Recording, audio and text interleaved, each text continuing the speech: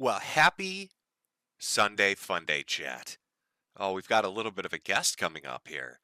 Hopefully, if Daddy Jim doesn't fuck up the technical aspects of this. I'm not known for my mastery of technology, especially when it comes to these computer things and all these apps and programs. I'm not very good at it.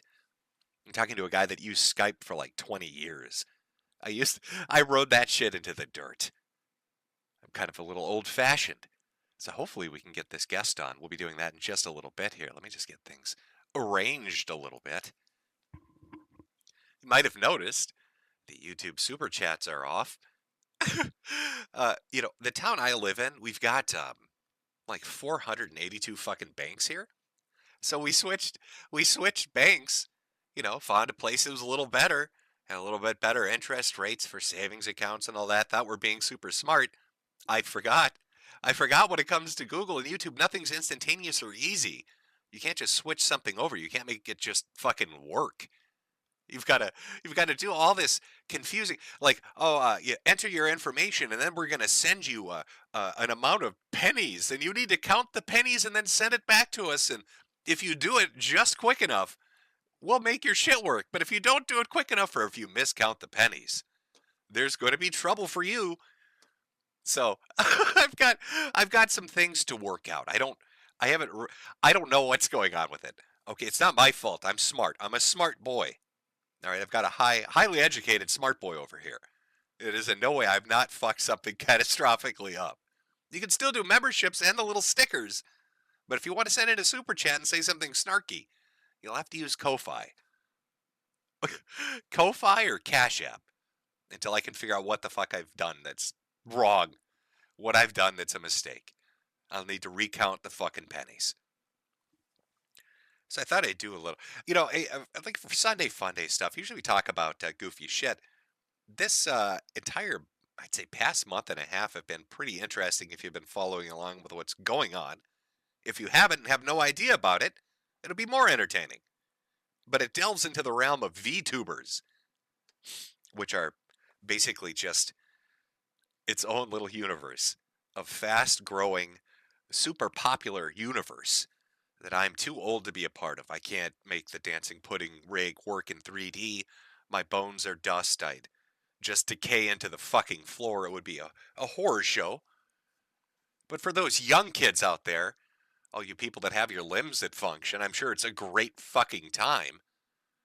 But we're going to be bringing on a VTuber who caught the ire of pretty much everybody. Actually, I was looking through this and I was looking through the different websites that kind of talk about them and their, quote unquote community hubs, especially over at a place called Reddit, where we all know that they have the most, the most, neutral and normal human reactions to things.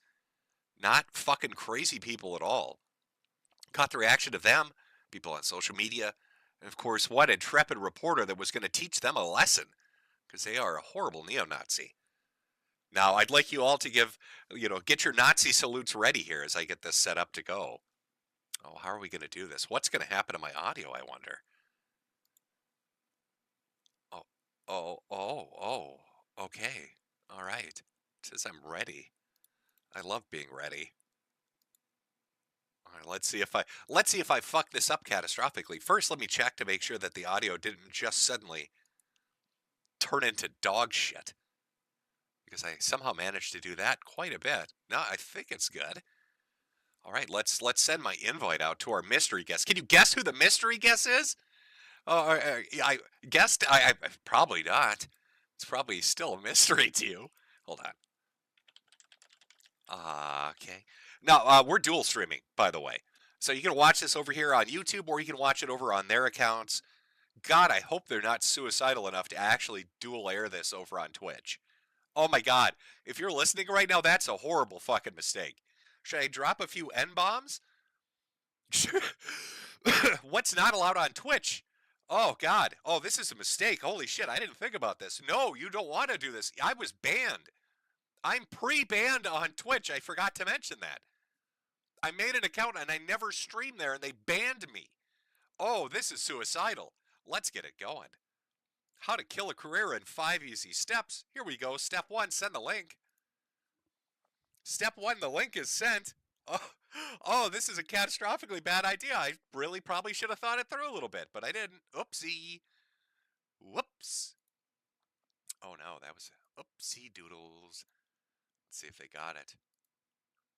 Let's see if they come running into this, the little meeting thing where we can share our audio. Let's see if they come running into it and they accidentally leave their webcam on and they're butt naked. That's a feeling I get. Most VTubers probably do that. They're completely fucking nude when they're on screen. Just naked as the day they were born. Covered in filth. Fast food orders, used diapers, piss jugs. Just a bouquet of smells you really don't ever want to encounter, I'll be honest. Just terrible things. Horribly terrible things. Uh-oh, I think maybe they're reconsidering this. Do I want to join this fucking audio call?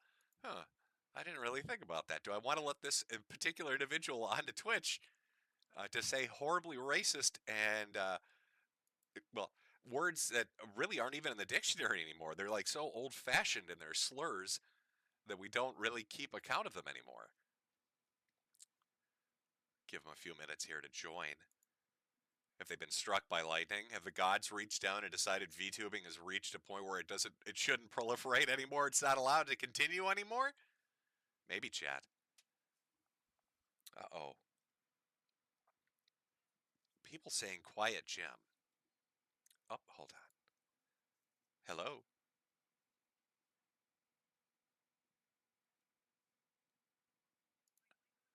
Working? Okay, I think you are. They're all giving me shit that I'm low volume, so let me try to adjust this for a second here. You're always low volume, though. Oh, God, see, everybody fucks with me and says that, but that's not true at all. I come in loud and clear. Oh, my God, I am low volume. Okay. Okay, fuck off. All right, fuck off, chat. You're right for once. I don't know how that happened. You know, if you had just fallen for the pipeline and used Discord, it wouldn't be an issue. But we're using Google Meets like we're some sort of Intel meeting from a decade ago. The computer is literally fighting me. Every time I get out of sound settings, it goes from 65. It just dropped again to 52. I don't know what the fuck this thing is doing. I'm gonna have to. It's dropped to 38. What in the Sam hell is going on? It's just like me. My computer also fights me on absolutely everything, and I have no idea how to fix it. So I just accept my fate. It's gonna obey me. I don't care what it. I did it again, son of a bitch. Is there a feature in here that just says "Let me fuck your audio into the dirt"? I wish. Oh. I have like a booster for YouTube, but not for anything else.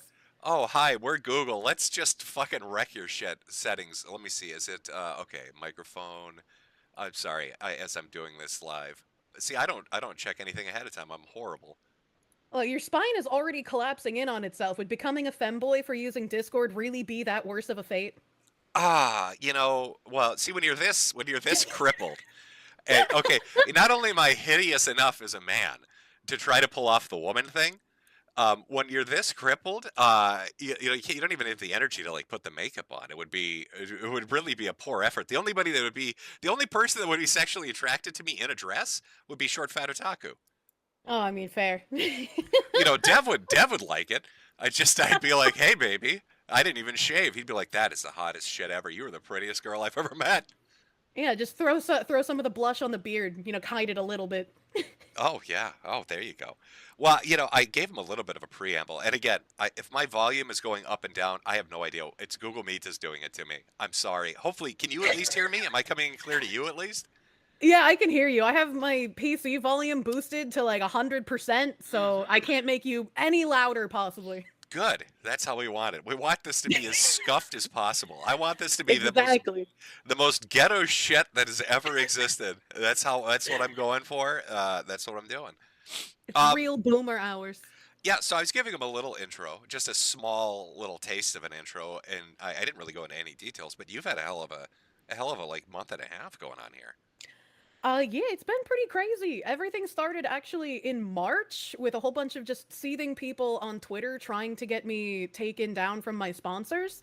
And I was like, yeah, but you just are random Twitter people. You don't matter. You don't even stream. So I'm just going to ignore you. And then for some reason, a Vice journalist decided to drop a hit piece the day I went on vacation. And so like, I'm not even home. And I check my Discord while I'm on the road, and everyone's like, hey, Kirsche, there's a Vice article about you. And I was like, what the fuck? Wow, what coincidental timing, right when you decide to go on vacation. Yeah, so it was very coincidental. And like at the end of the article, it said they reached out to me for comment, and I was like, "What?" So I checked my email, and I had nothing. And I checked my Twitter DMs because they're open, and I had nothing. And so I was like, "Where the fuck would have messaged me?" So I messaged my Mythic manager, and he was like, "I don't have anything from Vice, but I have something from this weird Waypoint email that I didn't even think of checking." And they sent it before I was even in office. I think they sent it like 15 minutes before they put the article up, and like 3 hours or some shit before the workday started because he's Pacific time. Oh, for real? Yeah. Holy shit. Well, I mean, I'm trying to think like where, because I saw a lot of different things happen, right? So I mean, for people kind of listening, like you got essentially steamrolled by like about 4 or 5 different groups of people that all kind of coordinated their little attack on you. And Yeah. it's kind of hard to separate exactly where it started because you had essentially tourists, right, that were trying to gatekeep what VTubing is or who listens to what kind of thing. You had Redditors that kind of popped out of the woodwork. You had Anna from Vice, right, pop out. Yeah. And then you had people that were basically trying to kill any brand deals you had. Anybody that was trying to like go after your ability. Um, to like I mean like hey do you want to play crime boss with me you know how many fucking tweets did you send me about fucking crime boss you almost got me to play that fucking game through attrition alone I uh know. I was trying really hard. I was like, "Look, play this Sloppa with me." I even bought it for you. I was like, I know "Look, you look, I did bought it. You can play it now." fucking I was like, "Please 800 accept my messages. gift." Yeah, let's play Crime Boss. Hey, have you heard of Crime Boss? No, yeah, I've heard of it. Yeah, no, I'm aware of the game. Yeah. No, it's not like I lost track of what the fuck that was, but yeah. Um so I mean you had all these different things kind of hitting at once. So I'm trying to think, God, how do we want to do this? Let's see. Because I've got some stuff pre-assembled. Like I have some stuff set up ahead of time, right, with different links that I want to talk about and different Mhm. things that popped up. First we should probably go through one of the more serious accusations. Are you ready for this? I'm ready. Okay, let me just pull up. I have a folder that's labeled with your information. Let me get this Okay, ready. wonderful. Oh, He's got binders of women. yep, yep. So the first stunning accusation. This is coming. Apparently, I was sent a message, a super chat earlier, from Josh Moon from Kiwi Farms. Oh, okay, of course. And it said two things. The first thing that it said was, "Would you sign one of your plushies for him and his boyfriend? His boyfriend's a very big fan of yours. He likes to snuggle with him next to the fire while he listens to your streams." And Daywan is his name. Daywan, he really wants a signed stuffed plushie. Would you do that for him? Oh, I'll sign the plushie for him. And you know what? I'm selling Dakimakuras next week. Josh can buy one of those for his boyfriend too, and I'll even sign that. Oh, he's gonna be so happy. They're gonna have a happiest pizza day ever. Now, aside from that, aside from the request on that, a very serious accusation. Now, are you a rampant, unrepentant pedophile? No, I like older men actually. You do like older men. Yeah. Okay, because I've been informed that coming from this direction, that you were apparently the leader of the grooming gang. Now, I've had similar accusations thrown at me by one Don Sorgoon. So I Yeah, wanted how to be dare able you to like anime? I wanted to be able to throw this out to you and get your take on it. Now, I think it was something about a model you were using that was young. Was this a younger anime character, or what's the deal? Yeah, so there is a model that I had made for April Fools because I thought it would be a funny April Fools joke since my normal model is a very busty fox woman. I was like, let's do a lolly model for April Fools. And for some reason, there's a YouTuber named Synthetic Man, and he's pretty fine himself. I've talked to him to try and like deal with the drama. He hasn't had any issues, but his audience spurged out and started using clips from this April Fool's stream to Sure. try and paint me as a pedophile because apparently they just don't understand jokes, and if you make a joke that means you are the thing you're joking about. So I guess you also just wear diapers and go to fur cons all the time. I do. I mean, it is a favorite thing of mine to do. Now, I know that there's been I know there has been a trend recently, and this caught me off guard too, where they would, the shit would be clipped out of context essentially, and then you'd get sent like a Yeah. 2 minute thing out of a 5 hour stream. They did that earlier with stuff from you and like Pippa and a few others. And so, I mean, you don't know if it's a fucking joke. You don't know what it is. Yeah, But of I course. saw this going around, so I was like, I'll give you a chance to talk about it. Like, people are acting like it's a huge thing, so I'll throw it out there and let you deal with it. Hawk the grenade at you. The other Yeah. thing they were telling me was that you are. Do you run a cat sanctuary? No, I don't have a cat sanctuary, but I do have a couple of cats. I took two stray cats in off the street and I named them Cheeseball because he was orange and had giant testicles before I got him neutered, and my chat named the other one Gravy. Okay, because I was told that you were um, like morbidly obese, lost your feet to diabetes, and you ran a cat sanctuary. No, but that would be some pretty fun lore. My Because my lore about my real mom is kind of crazy though. so I used AI to try to get like we're gonna face dox you, right? So I used AI and pumped this information into it to get an idea, and this is what it was putting back to me. Now I don't know. I know we're doing this on our own respective streams, so maybe if you pop over to mine for a second, once this pops up on screen, and you can mute it, so it's not like audio feedbacking on you. But would you say that these different reveal photos are accurate? Would you say the AI has hit its mark when it's putting together the pieces of information the internet detectives have given me? There's For actually not enough cats in that Winnebago. There need to be more. oh, All well, what right, okay. what about You need to be parked outside of a golden corral as well. Like that's the only thing that can feed me enough.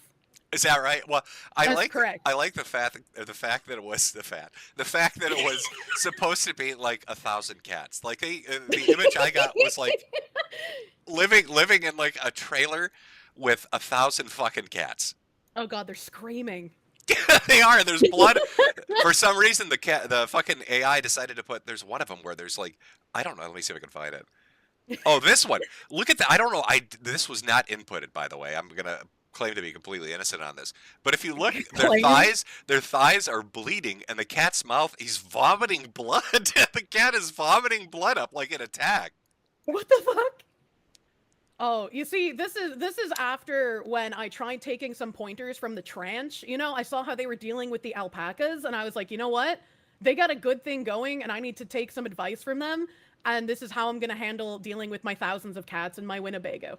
This works. This works. This is so fucking scuffed, by the way. I'm literally fighting my fucking microphone to keep it in the 60s. And it's jumping all around as I'm trying to go from one screenshot to the next.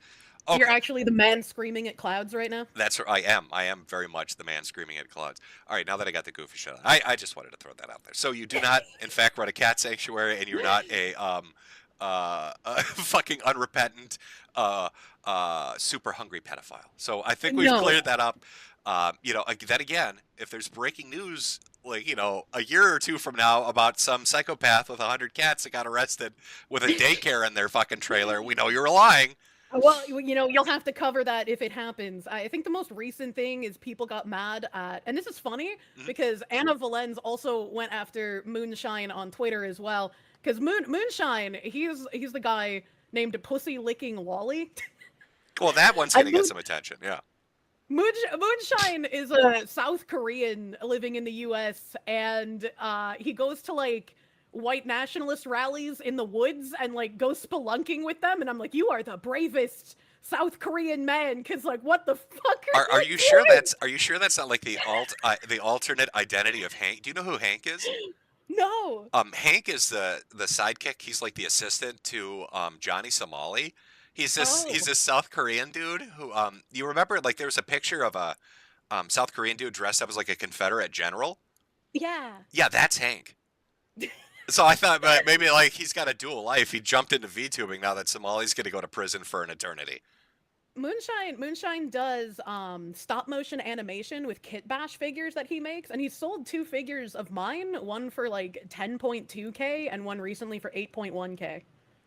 When we use the point K thing, are we talking money or is this like Yeah, money, like American dollars. Like someone paid $10,000 for his model of me, and they're crazy, and I love them. and what was your commission? What percentage you get of that? Oh, none. That's Massa Moonshine. He gets to eat. So yeah, oh, that's a really good average. Boy, I sure do love it when people make tens of thousands of dollars and I get jack shit from it. By the way, Yeah, play. well, he's By my the way, friend. play Crime Boss. Yeah, by the way. Yeah, no, I love my friends though. And he's also married, which makes it funnier when people when people say weird shit about him. Oh, so let me pull this up here. So I was going to start with a Reddit mega post. Have you seen this? Uh-huh. No. I heard about the Reddit mega post and I saw like a couple of links from it that linked to just obvious jokes. Like one of them I think was like, her fan name is literally Ku Klux Kirsche. Here's one of her fans joking about it. And it's like, no, they were joking about it because people who hate me were calling me that. Like, Well, yeah. So basically, you got dogpiled. Yeah, and one of the people leading that was a journalist over at Vice, right? It was Anna Valens. Is yeah, that how you say it? yeah, yeah.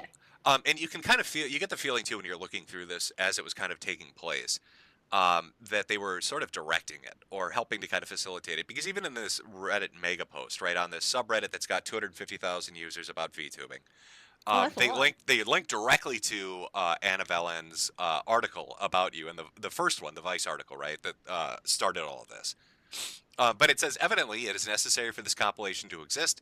So I'm just going to load out the information in its totality. Should be fairly incontrovertible proof and can be linked to anyone who needs to quickly demonstrate that Kirsch is seriously bigoted to the point of functionally being a neo-Nazi without needing to have to write all of it from scratch. And yes, a large chunk comes from sources linked to the Vice article, obviously, with Anna Valens. Obviously. So have like there's one Kirsch supporting Osmond Gold for saying that every trans kid is actually a victim of a parent with mental illness. I mean, that's just true. And Asmongold might be balding, but he's not a neo-Nazi. Well, and it's funny too that this is one of the leading things because it kind of goes back to Alan Valance, but we'll get to that in a bit. Kirsch weighing in on the Worcester, Massachusetts City Council voting to be a sanctuary city for transgender and gender diverse people. I remember There when were that came out. even Yeah, there were even trans people like with dysphoria who were just like these are freaks. Like these are people who look like clowns going up there and saying things. Well, yeah, no, they were fucking psychotic. Yeah, Yeah. when they were doing it and talking about how they felt like they were going to die, and they were being hunted, even though, like, hunted for what? In Massachusetts of all places. Like come on, dude. Right, in the most suburban white middle class area that's existed. Kirsch dog whistling about how trans women are a threat to lesbians. I don't even remember what that is. What is that? Let me click this one. I can tell you exactly. Where does this? Oh, of course it goes. Of course it goes to. Uh, oh my God, it's redirecting me. Hold on. I don't know what curse shit I've just clicked on, but of course. Oh no. That's okay. I got some real curse shit for you later because we got some real weirdos in the VTubing sphere. Oh, here we go. It's interesting how Twitch made the Pride Guild to be inclusive, but while Kirsch can just call trans women men and mentally ill without issues, you can't even type the word trans in chat or use it in the clip title. This isn't free speech; it's hate speech, and that's What? a Twitter from Niara VT. Oh, I'm clown. sure. Yeah, you remember that one. Yeah. Yeah, And I don't understand that one at all. no, it just it goes down listing all these, but like everything I when I read through this, it was all a tweet or a fucking joke on stream. Yeah. But they seriously tried to fucking essentially what happened is they tried to strip away all your sponsors. They tried to get you banned. They tried to take away your monetization. It was like a directed effort, and it was over a month long.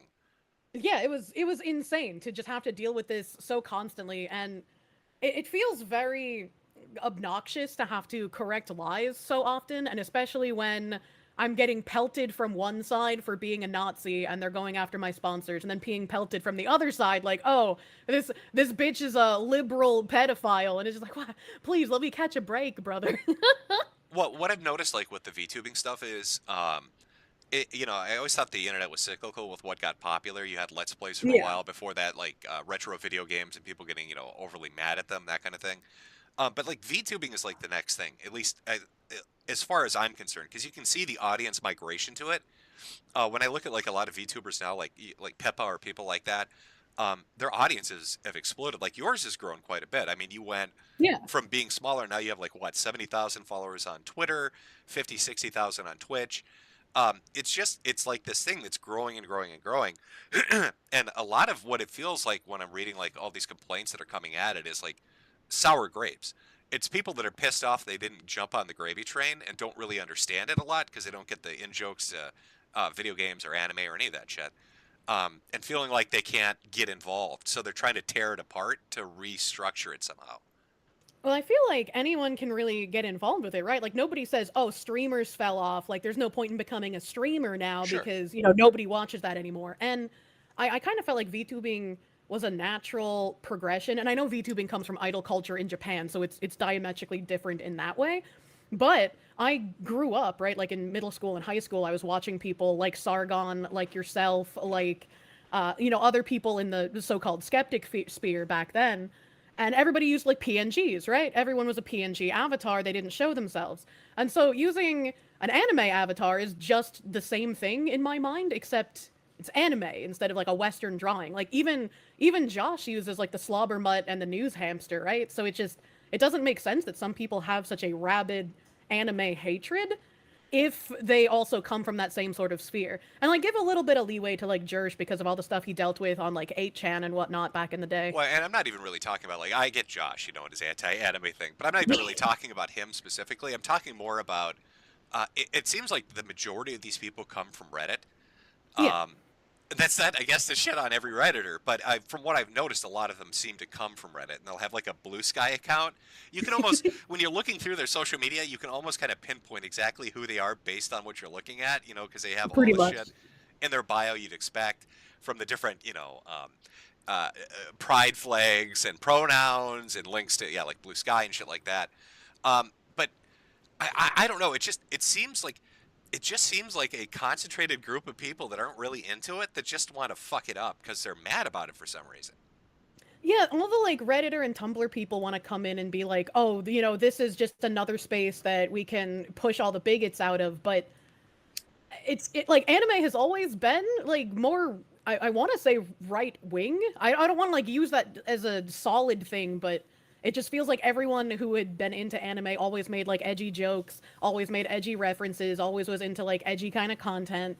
And so it doesn't really make any sense to try and come in and sanitize everything and then claim like, oh, these kind of people can't be here when it's like those were the native people. Like you're posting on stolen tubes, man.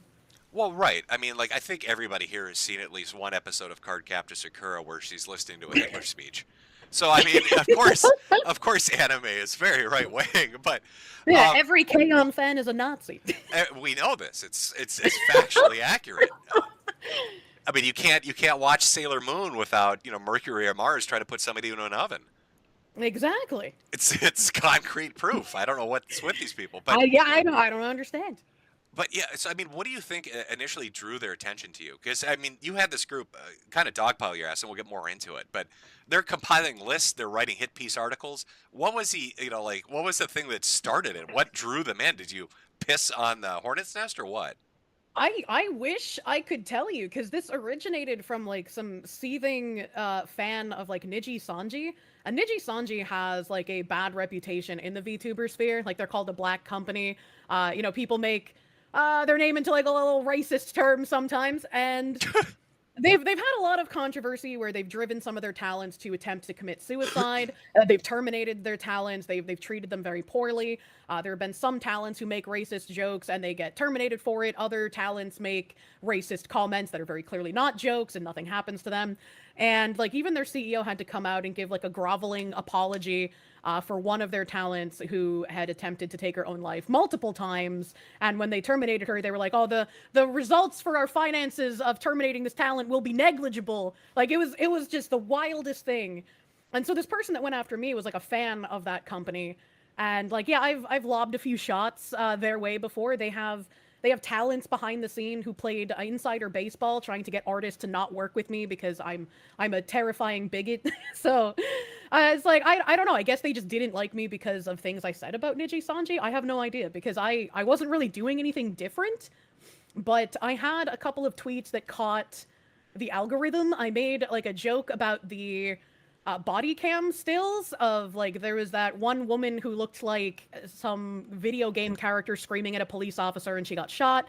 There was another guy who had like stolen a car and got on a police chase and he got shot. And they both made like crazy looking faces. And even in my Discord, I had like the proof to show like I was making a face joke about them. And I posted that and everyone was like, "Oh my God, Kirsche wants all black people to die." And I was like, "What? Where did I say that?" So do you? I guess for people watching, that is one of the weirder things about VTubing that I have noticed because there are a lot of independent people, but a lot of them kind of group under an umbrella of a corporation, and usually these are Yeah. like foreign foreign companies. And like I haven't seen anything like that on YouTube since like MCM days, back when YouTubers, there was no direct monetization, so you had to go through a company to get advertisements.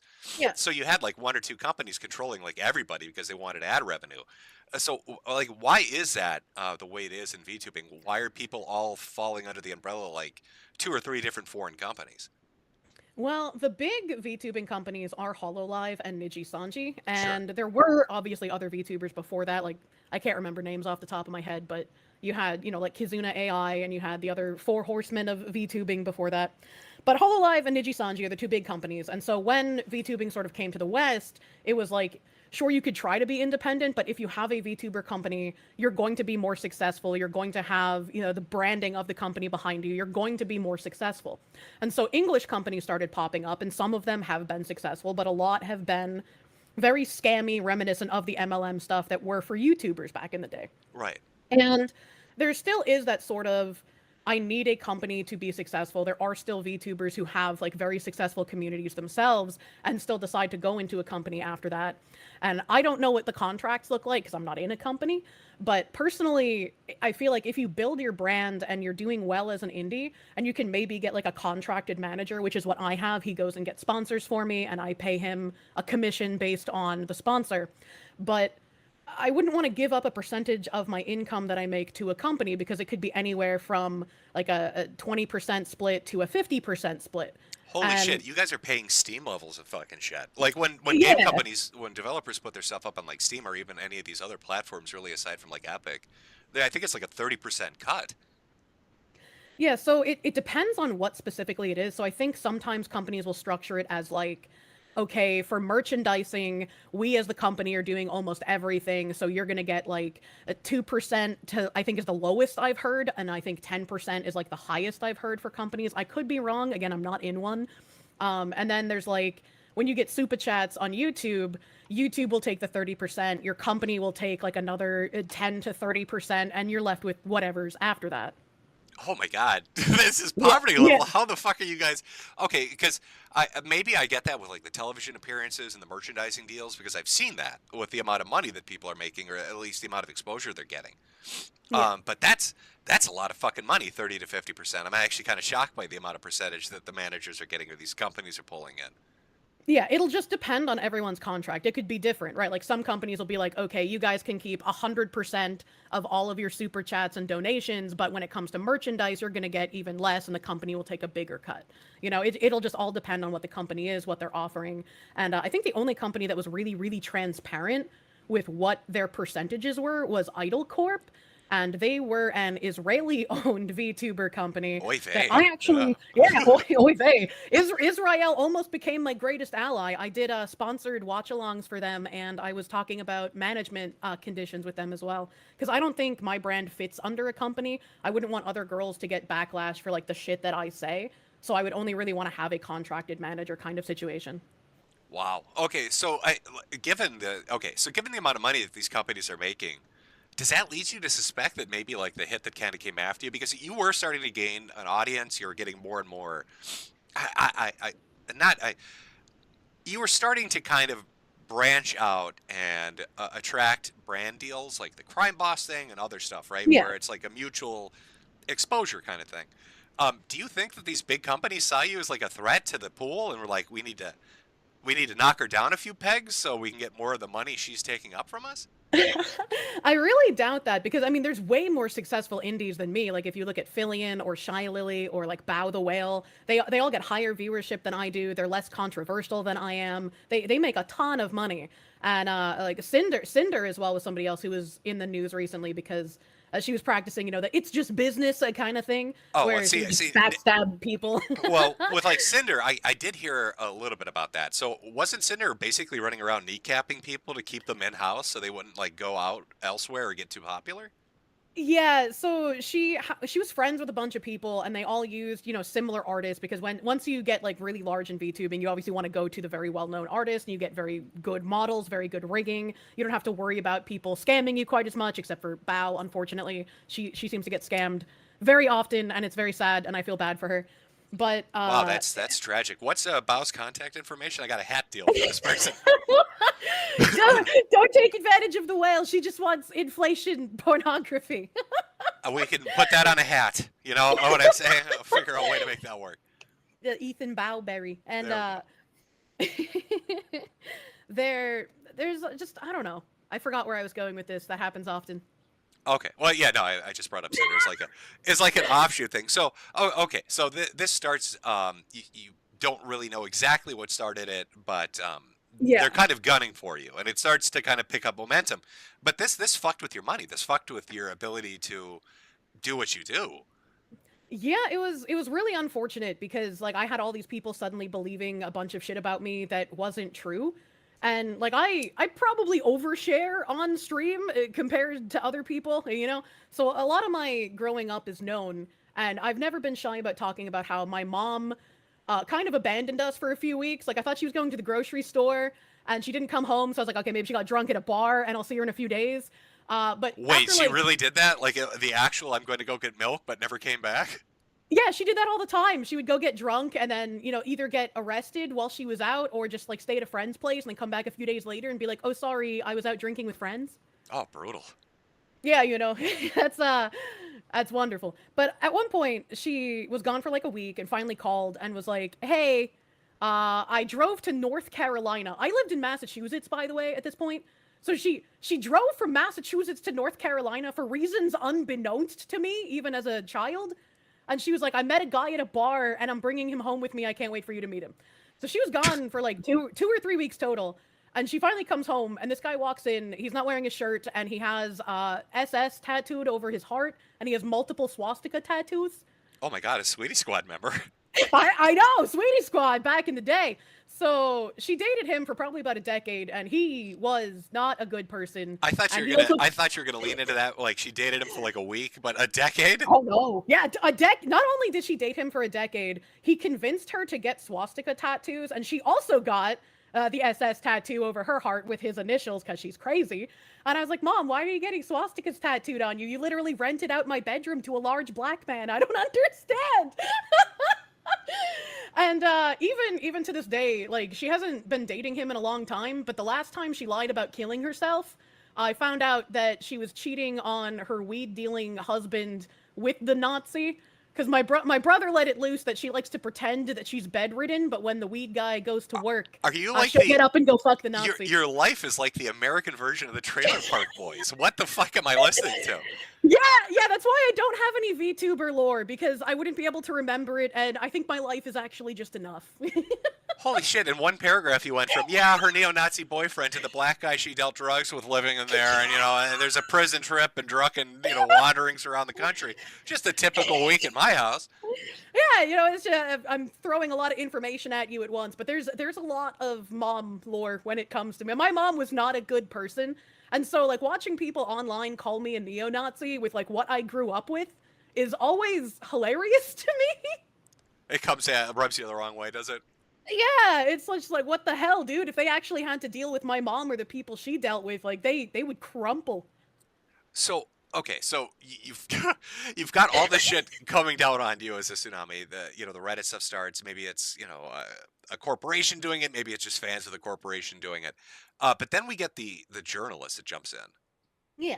Right. So Anna, let me pull this up on stream because it's like it's not enough that they're just kind of starting to fuck with you.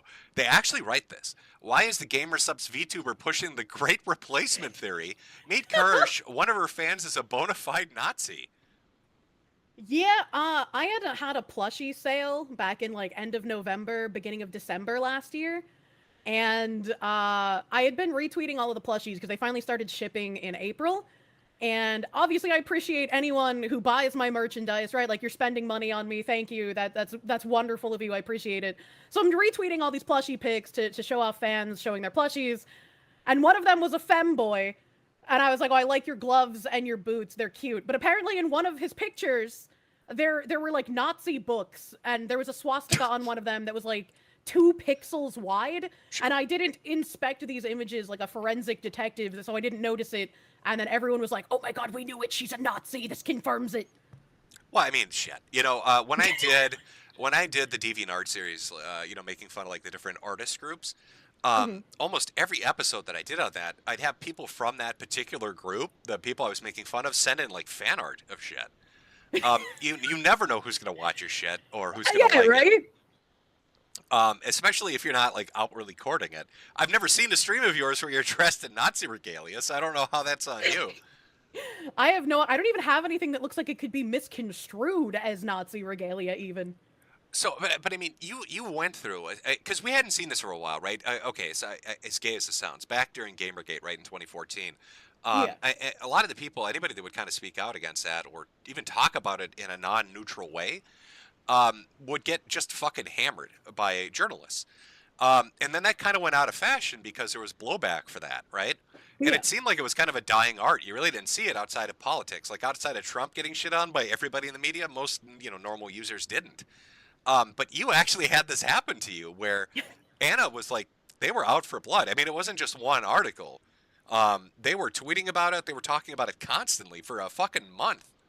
It was insane just how, I guess, hard up they were for trying to commit like life ruination. Like these people genuinely wanted to see me have all my sponsors drop me, have my audience go away, chase me off the internet.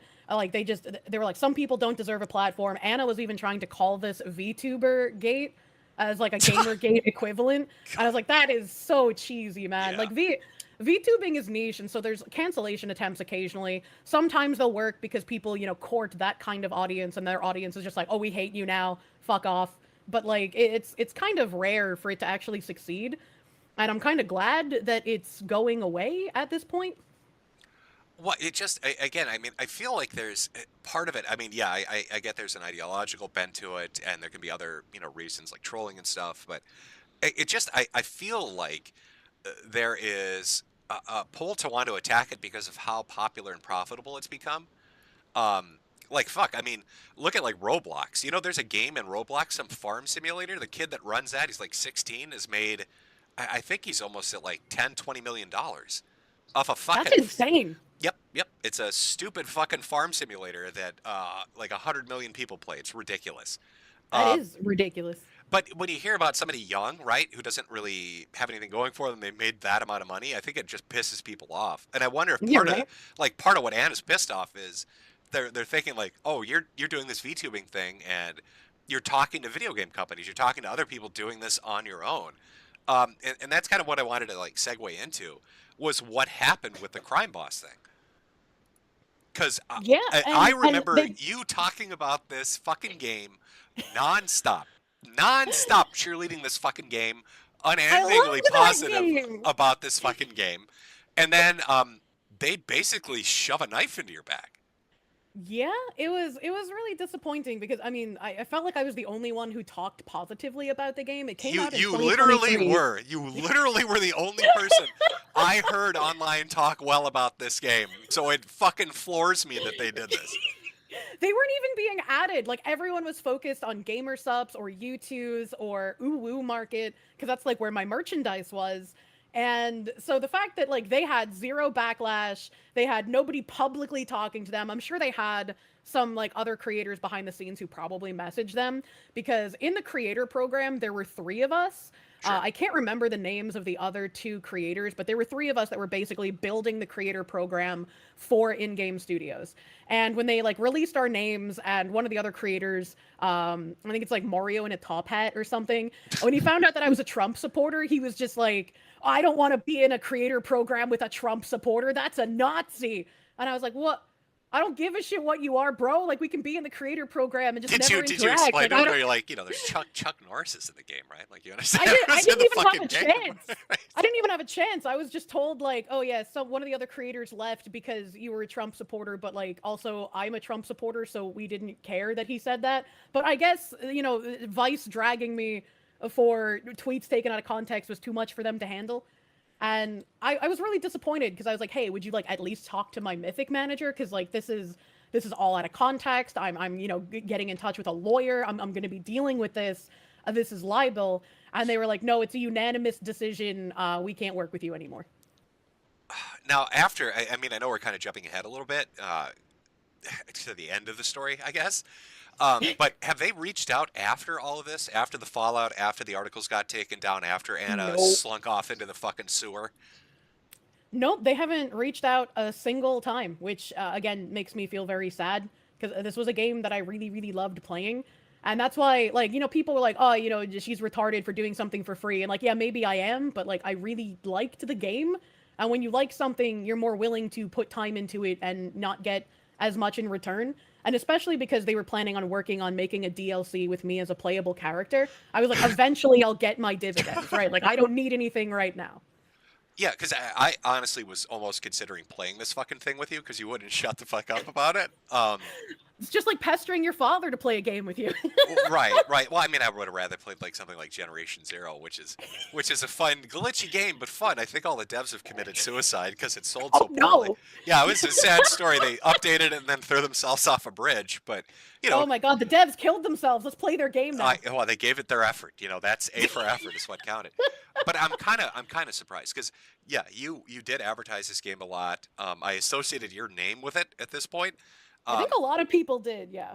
And the fact that they wouldn't reach out afterwards and be like, you know what, we fucked up. Or, what, let's just try to move past it kind of thing. Because who's talking about it now? Nobody. Pretty much. And unfortunately on the Steam discussion forum as well, like they were leaving up threads that were talking poorly about me or like saying, "Oh, now I'll support your game because you kicked out a Nazi but they didn't buy the game." And there was one really big thread of support for me, and that was deleted off the forum for a while. It was eventually brought back, but it was just really weird. It never works out when they pander. I mean, even look at the more recent thing with, what was it, Splitgate 2 or whatever it was? Yeah. Where the dev wore a hat that said, "Make FPS is great again," and then he apologized for that. And he had really hello fellow kids energy when he came out on stage with that, though. Right. But after he did the apology, though, his active player base dropped from like 25,000 to 10. Like yeah, it was insane. Yeah, the damage they did to themselves, because the people that complain and promise that they'll end up buying the product or using the product never end up doing it. I mean, that's why we saw everything from Dragon Age to, oh my God, what was that? The newer one, Marathon. I'm sorry. You never see like these games. I don't know. It's just when they try to cater to these audiences, that audience isn't there to reciprocate. They don't buy it or play it or enjoy it. They just bitch, and then it drives off actual players.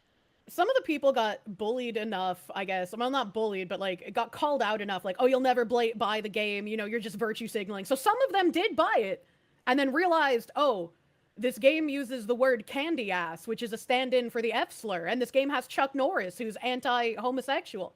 So we can't play this game. This game is bigoted. No wonder the bigots liked it." I'm sorry, I can't play your game. Chuck Norris won't kiss men, so clearly I can't enjoy this shooting product about gangbangers. Oh my god, and like I think it was Vanilla Ice as well. He's in the game and he defended James Gunn when James Gunn was going through his cancellation. Oh shit, really? Yeah, I didn't even know Vanilla Ice was in this thing. Yeah, no, Vanilla Ice is in the game. Danny Glover, Chuck Norris, Michael Madsen. There's another one I'm forgetting the name of. Like, there's a lot of Hollywood people. And when it first came out, I was like, "Is this a Hollywood money laundering scheme? I've never heard of this developer. What is this?" And then I played it, and I couldn't shut up about it. Okay, I thought you were gonna say, when I thought you meant like you'd already played it. Like, oh my god, this is dog shit. It has a lot of celebrities in it though. So is it like money laundering? No, I was surprised it wasn't money laundering, and I was like, I gotta get involved. I love this thing. Well, when I was reading, like, okay, there are a lot of smug posts about you over on Reddit from the fuckers that never play these. Like, listen to this, right? It sucks this is happening, and that Anna had to deal with this. By the way. Yeah, because Anna's been trying to paint themselves as the victim of a harassment campaign this whole time. Like, because as according to this person, you're throwing a temper tantrum over having your white supremacist views shown to the world. Yeah, that's why I continued streaming every day, and Anna was like, "Oh no, I'm being chased off the internet. I have to delete all my accounts." Well, yeah, they unironically say, I didn't know they unironically said stuff like this, but chuds won't stop at Anna. Sooner or later, they'll move on to another target, and the cycle continues. I don't care what you think of Vice or Anna or any game journalists. Nobody deserves to face this level of abuse. What level of abuse was Anna facing? I think an anime-themed tea company told Anna to kill themselves. Okay. because like this is their account. I'm showing this up on screen because it's gone now. But this is Oh. their account before they deleted everything. And the picture before they had this up, I noticed in the 2 or 3 weeks they were getting attention. They changed it because they used to have a vor picture up. Um, Oh. it was like a I want you in my tummy fucking kinky hentai picture up, and then Jesus Christ. they changed it to a black and white one. But they deleted everything, right? And then if you go read it, it's a lot of like woe is me shit, and like I'm trying to Mhm. figure out. Okay, so the articles come out, right? All the people are shitting on you. Crime Boss walks away. Everybody's just, going on you. And then you said you were going to lawyer up, and everything fucking 180'd like in a day. Yeah. And Yeah, as you want to explain that a little? Because I think people missed how quickly these people ran for the hills once you said you were going to sue the shit out of them. so I paid someone to cosplay as me as best as they could, and then slap a cease and desist on Vice's corporate door. And I didn't realize that Vice operated out of what looks like a meth lab, so that was very interesting to me. I can picture that as being true. But a lot of people were just like, "Oh, this reads like a shit post. Like this isn't a real cease and desist. Like she's not serious about who would take this seriously." Vice took down all those articles in less than like 12 hours. And like it might have looked like a shit post, but like that's basically what they post as their journalism on their own website. So like yeah, I'm going to put just as much professionalism in my cease and desist as Vice deserves. And I'm glad that people who have a sense of humor had fun reading my cease and desist, and I'm glad that it had the desired effect and I didn't have to spend tens of thousands of dollars taking Vice to court just to eventually win because it was indeed libel. Well, yeah, you know what I've noticed too with a lot of like these journalism outlets is they'll write articles where they'll just either it's hyper specific, they go after an individual, or they'll smear an entire demographic, right? Mhm. But when you look at the author, when you look at the person that's actually writing the article, it's some shady shit. Like Ars Technica, I believe, had an author, Doctor Pizza, Oh literally boy. Doctor Pizza. Um, he would go on at length about how anime fans were all child molesters and how Pizzagate was insane. And then he got arrested for like violently molesting multiple preteen girls. Yeah, he's like the number one thing that gets brought up when it's like a reset the clock kind of thing. But I'm pretty sure, at least on Imgur, there used to be a whole giant page of people that were like that. Well, and I bring this up because like as people started digging into Annabelle, and not now she wasn't like a child molester. I'm not saying that, but Yeah, no, she was when not. they started digging into her, there was some interesting things they found, were there not? Yeah, I think the most interesting thing was them claiming to have POCD. And POCD was something that I had talked about on stream before. Hmm. And if you hadn't heard of POCD, it stands for pedophilic obsessive compulsive disorder. And when I went through it and I read some of the like DSM-5 entries and some of the psychologists talking about it, I was like, I can be made to believe that something like POCD exists. Like maybe someone gets molested as a child, maybe they're around people who are child molesters who touch other people but not them, and then they grow up with this like innate obsessive fear of what if I become like the person that abused me or some such, right? Like I can make that leap of faith and say, "Okay, that makes sense." However, when I was reading like the forums on the psychology website and I was reading some of the ways that these psychologists were saying people should deal with POCD, and they're like, "Oh, some of the compulsions are watching CP to make sure you're not a pedophile." And I was like, that's not real. That's not a thing that you should do. And they're like, you should go by playgrounds and schools and like stand there and understand that you're normal. And it's like that What if if psychologist you're wrote this shit? yeah, I was like, if you're worried that you might be a pedophile, I don't think exposure therapy is the thing you should be doing. That's the I'm not a craziest. professional. That is the craziest shit I've ever heard. Is that seriously in the DCM or That wasn't in the DSM, but that was like the on the DSM? psychology pages I was reading. The DSM didn't have anything specifically of like a POCD, but they were like, there are things that can comorbidity with pedophilia and OCD and anxiety and depression, etc. So And on like, that was one thing, but there were yeah. other things that they had found in relation to Anna and her interests, were there not? Oh boy, there are a lot. Anna did like fart porn and gigantic porn and just like a lot of just weird degenerate things. That's And that's more what I was. God, see, I was trying to walk you towards that. You're like, let's talk about the heavy shit first. No, I meant that's that she what I thought wanted. you wanted. I wanted to talk about her having people rip toots in her face, man. That's where I was going with that. Like, I tried watching one of their streams once, and they just kept burping, and they had told about having a burp fetish previously. And so, like, there were people, like, in their farms thread, like, wow, this is disgusting, I have to listen to this. And I'm like, no, a little Kiwi farmer, it is actually not just disgusting. You are an unwitting participant in this person's fetish. So they had they want people they want people to play the butt trumpet in their face and Yeah. burp on their, and it feels to me like, when Anna was doing her articles, she's literally digging into anybody that watches you, trying to find somebody she can basically hold up as the example of why you're Satan, right? Well, But that's what why they took your joke seriously when you said that I was gonna put you in an oven because you're a Jew, and they were like, "Look, she really is a Nazi." they actually believe that too. And people Yeah. listening in chat might not know this, but yeah, I responded to Anna Valens when she put up her article and said, I'd stumbled across your live stream and you were playing a video game, and I said, hey, that looks like a neato video game, and you'd started screaming and saying that when Project 2025 became law, you were going to shove my fat ass into an oven, and they actually believed that. They thought that really fucking happened. Well, apparently the oven didn't work. You're still here. I know it didn't. It didn't do the job. But the reason I bring this up is they like digging through everybody in your audience. They like digging through your shit, trying to find stuff. But the second I noticed people, like, it was the cease and desist, right? But the Yeah. second people started talking about Anna and her love of getting tooted on, suddenly she's the victim of harassment and needs to hide and delete all her accounts because she's gone now. Like her Twitter account's gone. I think she shut down her Blue Sky too, didn't she? Yeah, he's shut down a couple of his accounts on multiple occasions. So like I'm sure he'll be back eventually. Like he stayed off Twitter for maybe like a week or two and then made a new Twitter account, and then they shut down their Blue Sky, and everyone was like, "Oh my god, they even got harassed off of Blue Sky." And he was like, Oh, I'm "JK, I'm sorry. back." Breaking news. I'm sorry. My chat is informing me. Is Alan? Is Anna Valens a man? Yeah. Oh my God. Oh, I'm sorry. I missed that fucking detail. I didn't know why you were saying she, so I was like, "Okay, I guess thought I'll it just was. I follow thought it his was a chick. directions." Oh my No. God. It's a guy too. Shut the fuck up. Yes. No, of course.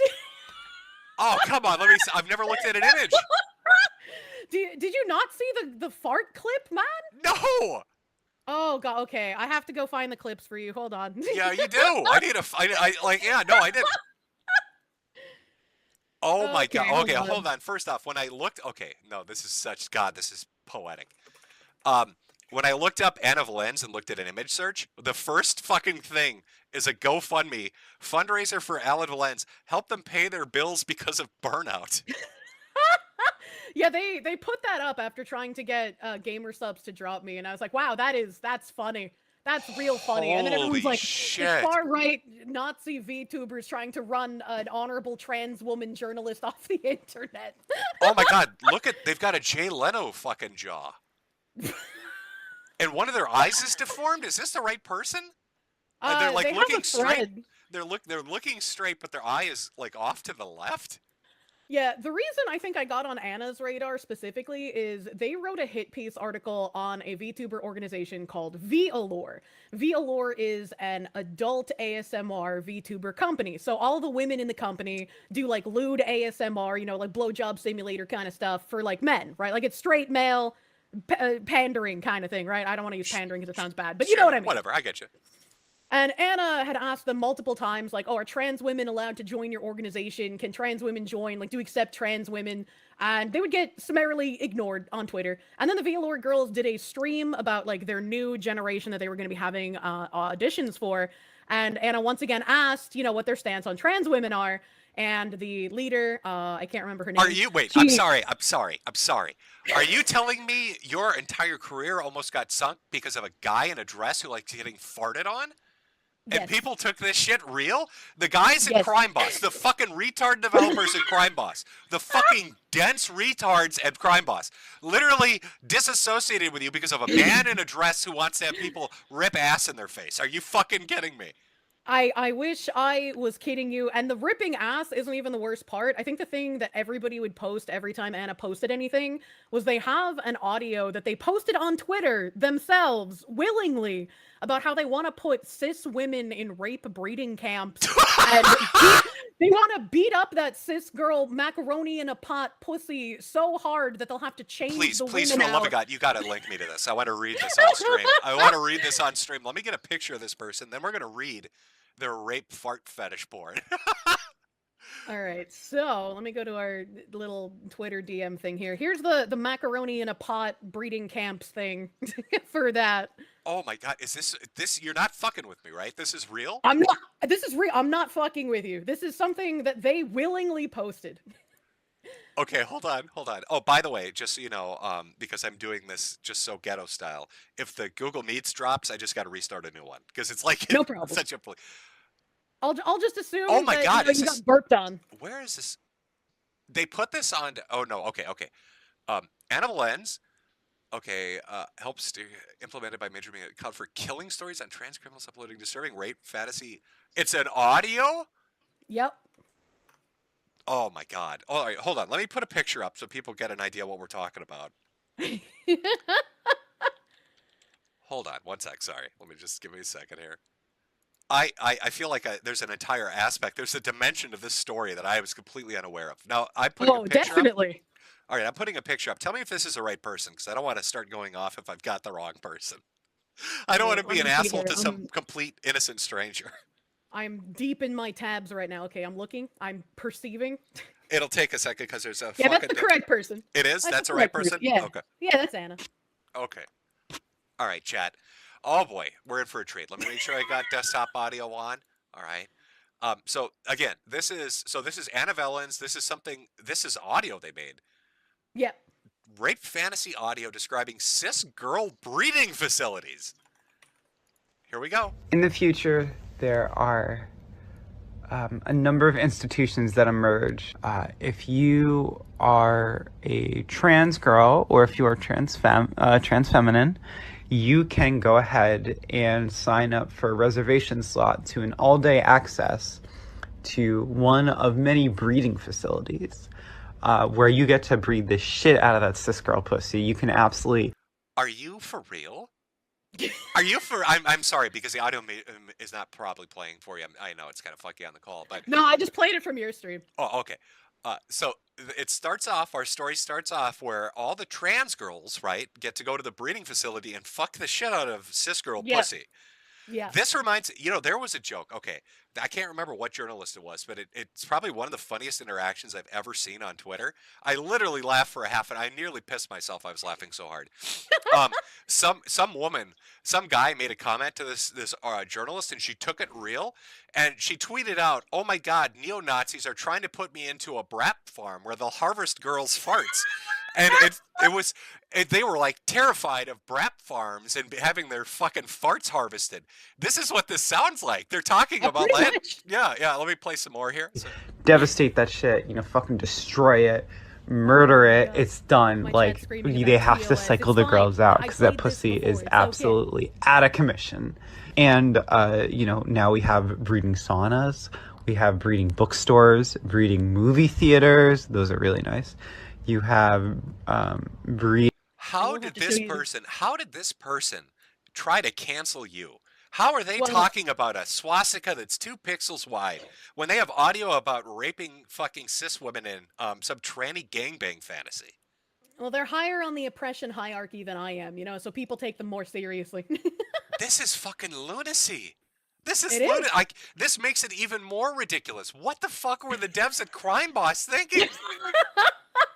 I wish I could tell you what people were thinking.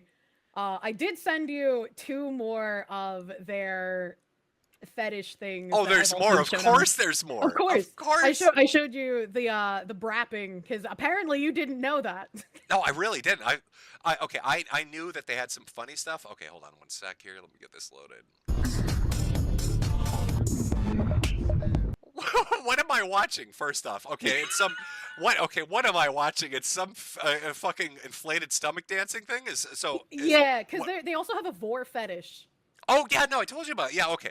Because Yeah, they yeah, did they had like a hentai pic. It was like a kinky hentai. yeah. Do you almost think that like Anna?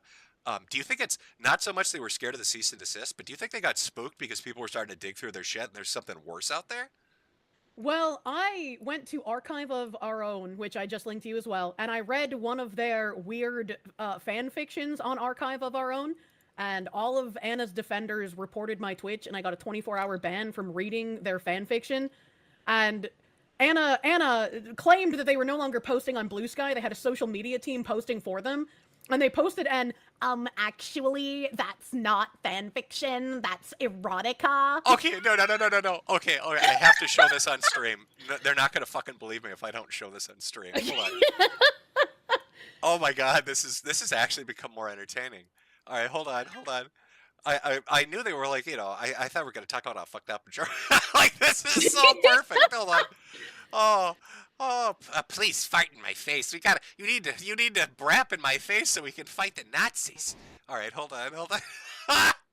Okay, all right, hold on. Where is it? The collective stank from our brapping will defeat Hitler. Oh, this is love wins. Okay, hold on. Oh, it's because I've got, I called it monster. I'm so mean. Okay, hold on. Okay. I want to read for chat. Oh god, I hope that's coming through good. All right, it's not showing. I've got my stupid audio overlay sitting on there because I'm old and retarded. All right, hold on. Relatable. Okay, so this is their collected works. This has been archived right up on Ghost Archive, and it's originally from what is this called? Transformative Works. Was that the sex fiction site they were using or something? I'm not entirely sure. I found it on Archive of Our Own, so maybe this is just another archive website for their stuff. Oh but my god, I'm gonna start with the second one. Okay, happy read birthday, their... happy birthday, sis. Right? Happy Yeah. birthday, sis. I'm surprised they didn't try to do like a pun, like an alliteration, and call sis CIS. But okay, not as Oh, smart as me, man. are you, Missed Anna? opportunity. Exactly. Here's the fucking tags: rape, non-consensual, sister relationship, brother sister, older sister, younger brother, older sister, younger sister, family relationship, incest relationship, and then of course we've got a Mary Sue, original female character, original trans character, forced feminization, gender identity, gender issues, magical girls. Got to have Futanari in there, transformation. Obviously. Rape, neats, brother-sister relationship, brother-sister relationship, sister-sister relationship. God, okay, it's Kiri's 20th birthday, and he's always loved magical girls. His sister, a magical girl herself, decides to offer him a very special present that he'll never forget. Force Femme starts male-female, part of the Majestic Shield series. This is a series. It is a series. And see, my mistake was I was like, this sounds fucking hilarious. Let's go see the extent of their writing outside of Vice. And so I read part of this, and they had a bunch of people mass report me, and I got banned for 24 hours. But what they didn't think about is that if people mass reported me for their smut writing, they literally do their smut on Twitch. So the next day, they also got banned. Oh, so how did Anna react when this dropped? Because this must have got dropped. Were they still online when this came out and everybody's like, "Hey, we found your erotic fan fiction about incest"? They were still online claiming that they weren't writing on their Blue Sky, but they had a social media team writing for them. And so they said that I read their fan fiction in an attempt to humiliate them and then corrected me that it wasn't fan fiction, but it was erotica, and that I have done a bad thing by reading it because I am exposing minors on Twitch to pornography okay, despite my channel being 18 Yeah, plus. first off, no, you absolutely are reading it to embarrass. You are correct on that. Secondly, let's talk about Ballsy, right? The dates on these: March 2025, February 2025. Literally a month or two before they tried to literally destroy your career because you had a fan that had a swastika on a book in their fucking collection. That was enough to destroy you. Meanwhile, over here on Transformative Works, we've got Magical Sister incest gangbangs happening, written in February. What did they write in March? What is this? Morning Wish. Again, non-consensual. Always got to have rape in there. Always. The voracious Dragoness Violet, the Empress of Draconia, makes a considered agreement with her lover Kaliko. The Violet will strike and Kaliko will be rendered shrunken prey for her giantess lover, but Kaliko may be surprised by just how much the Empress hungers for her meal. A Giantess War Story by Tiny Kaliko.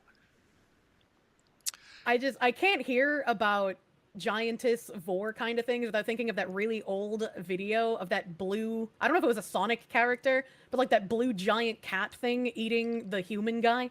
Oh my god, yeah. Yeah, yeah. Oh my god. Holy shit, this is embarrassing. So this all starts to come out because it wasn't just them though. I saw people that were coming after you on Twitter that were like fans of Anna, or people that were just opposed to you from the Reddit. Yeah. But people were like, every person that would like start running their mouth, they'd find shit like this. You know, like some weird vor shit or incest stuff, or giantess roleplay or brap roleplay, all this kind of crap. Did it Yeah. shock you the amount of deviancy that was coming your way? Not particularly, because it feels like almost every time someone tries to lie about me online to get me in trouble, they always seem to have way more skeletons in their closet. And it's just like, bro, dude, maybe you should have thought for a second before trying to do anything about me. Holy shit! Yeah, because what kind of shocks me is a lot of the a lot of the stuff they came after you for, right, was intermixed with like this air of superiority, like this moralizing. Like, Oh, oh, yeah, you're obviously. you're these filthy anime fans, and your anime is shit. And you must be into tits. You know what I mean? Like, oh, it's all fan service for you, disgusting, sex-obsessed freaks. Meanwhile, they're writing a fucking magical girl gangbang fart porn, and that's Cis-con magical girl gangbang fart porn, like forced feminization. Meanwhile, they're just like, Violor has a lolly character. And it's what. like, come, And then they're dude. they're doing literal stories about trans rape camps, and they're audio narrating it. And that's okay. That's fucking crazy. But I'm the villain because I read this fan fiction and that humiliates a proud trans woman. Oh my god. So okay, so going with our story. So you get dogpiled. This is the author that's coming after you. All this drops. You put your cease and desist up. And then it like 180s, right? In the course of a day or two. Yeah, the cope was that Vice was cowardly for taking it down because everything was definitely true and real, TM, and that just because Vice took it down doesn't mean that it's not still correct and that everybody should share around the archives of it. So because you got banned, or okay. So I don't know how Twitch works. Was this Mhm. like a suspension? It was like a 1 day ban. Yeah. It was my first ban ever since I started streaming on Twitch. So I've been streaming on Twitch since 2018, and this was my first ban. And not the first time I've read fanfiction off of Archive of Our Own on Twitch. So it was really, really funny timing. Right, and Twitch is such a weird place with who they ban and who they don't. Even when they have something that it comes across like it should be clear as day, right? Yeah. Black and white, like Doctor Disrespect, right? Yeah. With like the underage shit. You think, okay, that's so black and white. How could there be any nuance to it? But like then the Exactly. subtext of it was that it was like an adult Twitch employee that was role playing as a younger person to try to actually fuck them up, and it was like a parting of ways because Twitch didn't want to get sued if it went public. Um, so it seems like there's some really fucking weird shit going on at Twitch, and I know you stream there, so you can't really talk too much crap about it, right? So I won't go into like Hassan and all the other stuff and how they kind of Well, I favor was certain. actually going to bring up Hassan because Oh, all right. Asmongold actually covered like a lot of the articles going over me and a lot of the people coming after me and showcased just how disturbing these individuals are. And there's a running joke because on the vacation where my first hit piece dropped, I went on vacation and Asmongold went on vacation at the same time, and we both came back from vacation at the same time. And it was pure coincidence, but everyone's been saying that he's my husband ever since then. And I don't know if like Hassan had taken it seriously or some shit, but there was a clip of him responding to someone in his chat who said that they had gotten, the Nazi white supremacist VTuber banned on Twitch, and he read it out loud. And he was like, "Oh yeah, I heard about her. Good job, guys." I was like, "What the fuck? What is happening?" Well, do you think Twitch is slightly terrified? Because didn't Osmongold end up doing like a dual stream or Yeah, multi-stream where he went to Kick and he made a crazy amount of money and he had a lot of people watching? a crazy amount of money. He had a crazy amount of people Right. watching. He even said to Elon Musk, like, "Hey, I'll stream on X. We just want to see you improve the stuff there." So he's trying to bring other people to the other platforms. I know Tectone started streaming over there as well. Yeah, I saw that too, and I've noticed that the people that jump ship or multi-stream or try an alternative, their audience is following them. It's not like they're in the wind with 1,000 people watching. They're end up Yeah. doing these streams and they've got 20, 30, 40,000 people on these other sites. Yeah, I've been multi-streaming for quite a while now. Basically, ever since Twitch lowered the partner rules that you could multi-stream anywhere. I've been streaming on like YouTube. I expanded to Kick. They had a bit of anime racism, so I stopped streaming on Kick for a while because I was getting harassed by their staff. And then I started streaming on Twitter as well. And Anna even left out of their article, like they mentioned, the followers I had on Twitter and on Twitch. But I just hit 100,000 subscribers on YouTube, and my viewership on YouTube has actually far outpaced that of Twitch. So I usually get around 1,000 CCV, maybe 1,200 now on Twitch, but on YouTube I get consistently over 2,000 CCV. So YouTube, my growth rapidly outpaced Twitch. Kick is very rapidly outpacing Twitch as well. I'm already at 700 CCV on Kick, and I've only been multi-streaming there again for like a couple weeks. So do you think this is going to like temper them a little bit? Do you think that now Twitch is starting to realize they can't essentially hold people at gunpoint with the "you'd better play by our rules" all the time, everywhere? Because I know they did this to Destiny for a while. Like some of the stuff he did off-platform, they tried to punish him Yeah. on-platform for. Yeah, and they've done that to a handful of people, to my recollection, and I really hope seeing their larger streamers that make them a decent chunk of money pulling audience to other platforms really makes them rethink the way that they apply their rules and actually start treating people fairly. I mean, people have been pointing this out, the way that they teach or treat rather, like the cam girls on Twitch diametrically differently from everybody else. Right, and I've noticed too that like some of the background characters at Twitch, and I don't know if they're low level or high level employees, but they seem to be kind of connected into a certain group. Like Josh Moon, for instance, right? When the Keffels thing went down, Yeah. Keffels had relationships with people. I can't remember their name, but it was some some person at Twitter, right? Basically gave Keffels a direct line to kind of push Josh out. And I know that they have those similar kind of connections at places like Twitch. That's why I don't think Josh could ever stream right at Twitch. Like he has to stick to like I think Kick and YouTube and stuff like that. Yeah. But I just kind of wonder because it's interesting watching this cancel attempt that happened on you that took kind of place over the span of a month implode on itself. Like they tried banning you and then reversed it instantly. They wrote hit pieces and then deleted them instantly. Reddit came after you and then reversed course. And then Anna has run for the hills. If this had been 5 or 10 years ago, they would have got away with it. You wouldn't have been I able. believe they would have. Yeah, Yeah, absolutely. You wouldn't have been able to say, "Hey, this is bullshit, and here's why." Nobody would have been able to post fart porn and trans rape camps. You know what I mean? Like this stuff would have Yeah. gone kind of hidden.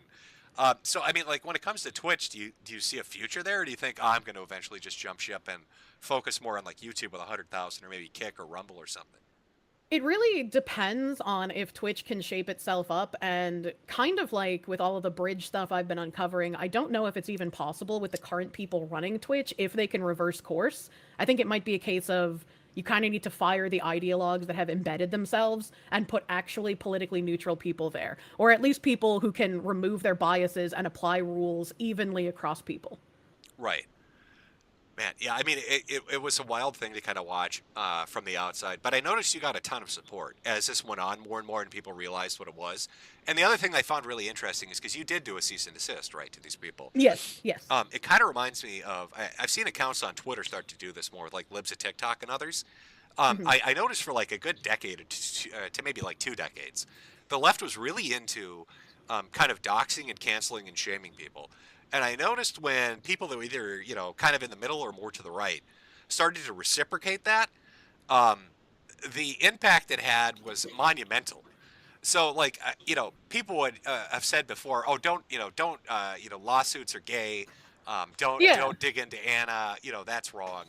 Um, And I had a handful of people saying that to me as well. Like they were but just but like, it "Oh, worked. she's scared. That's why she's doing lawfare. Like she's a Yeah, yeah, coward and but she can't stand by what she said." But it it works. works, and it's Yeah. the correct thing to do if they're lying about you.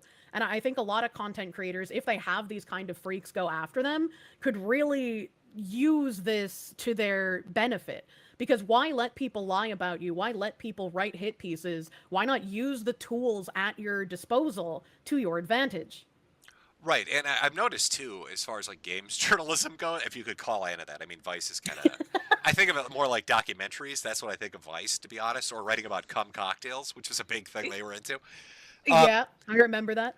but like I've noticed most of these like gaming journalism outlets have laid off pretty much all their employees. Like it feels like it's a dead fucking industry at this point.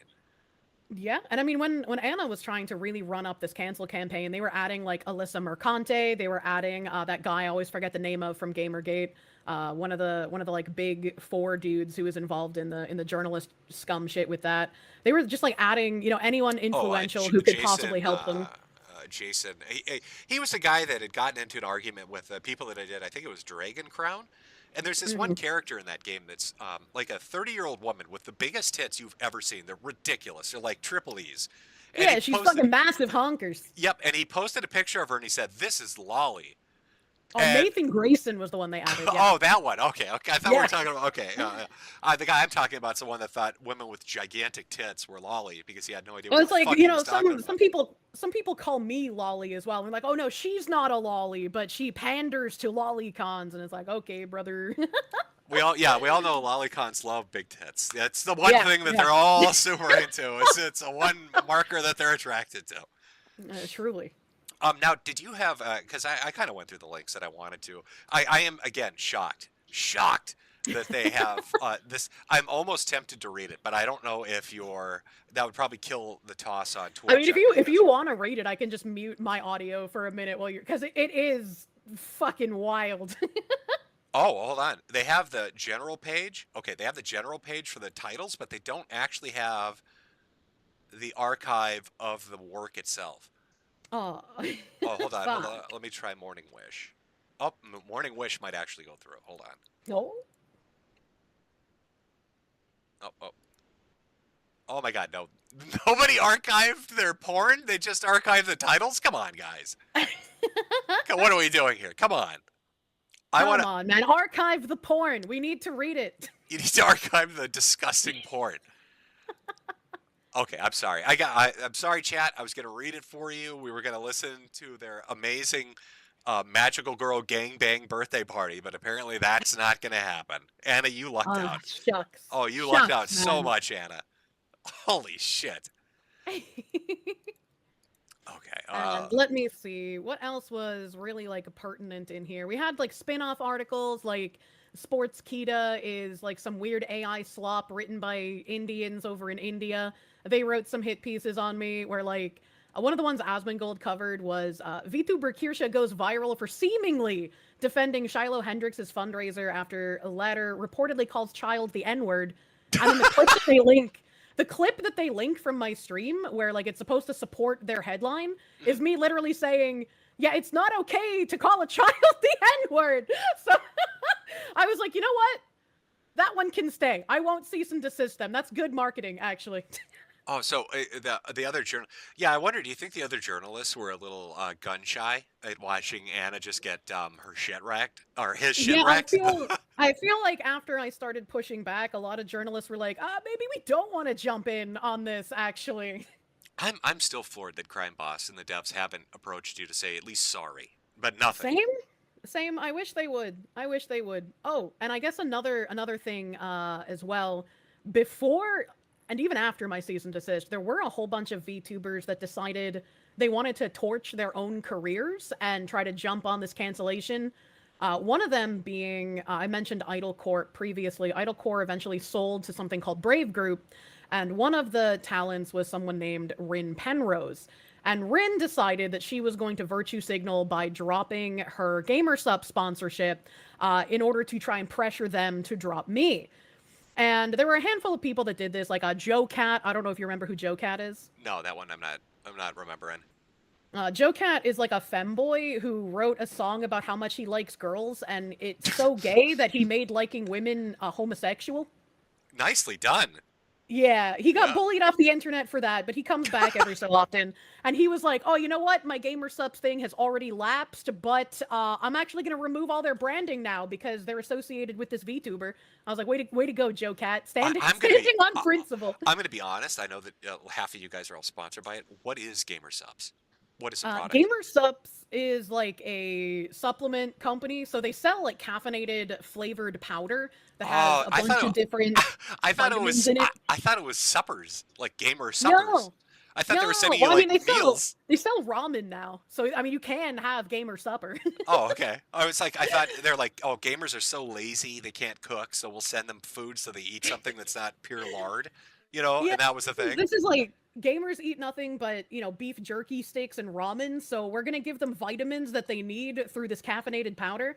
And they also sell non-caffeinated powder, for people who have like IBS and shit, so they can get flavored water. And I mean, most of it tastes pretty good. Oh, I see, have fucking loved drinking it. that's actually hits a little too close to home. I eat mostly yakisoba and like a Slim Jim or two.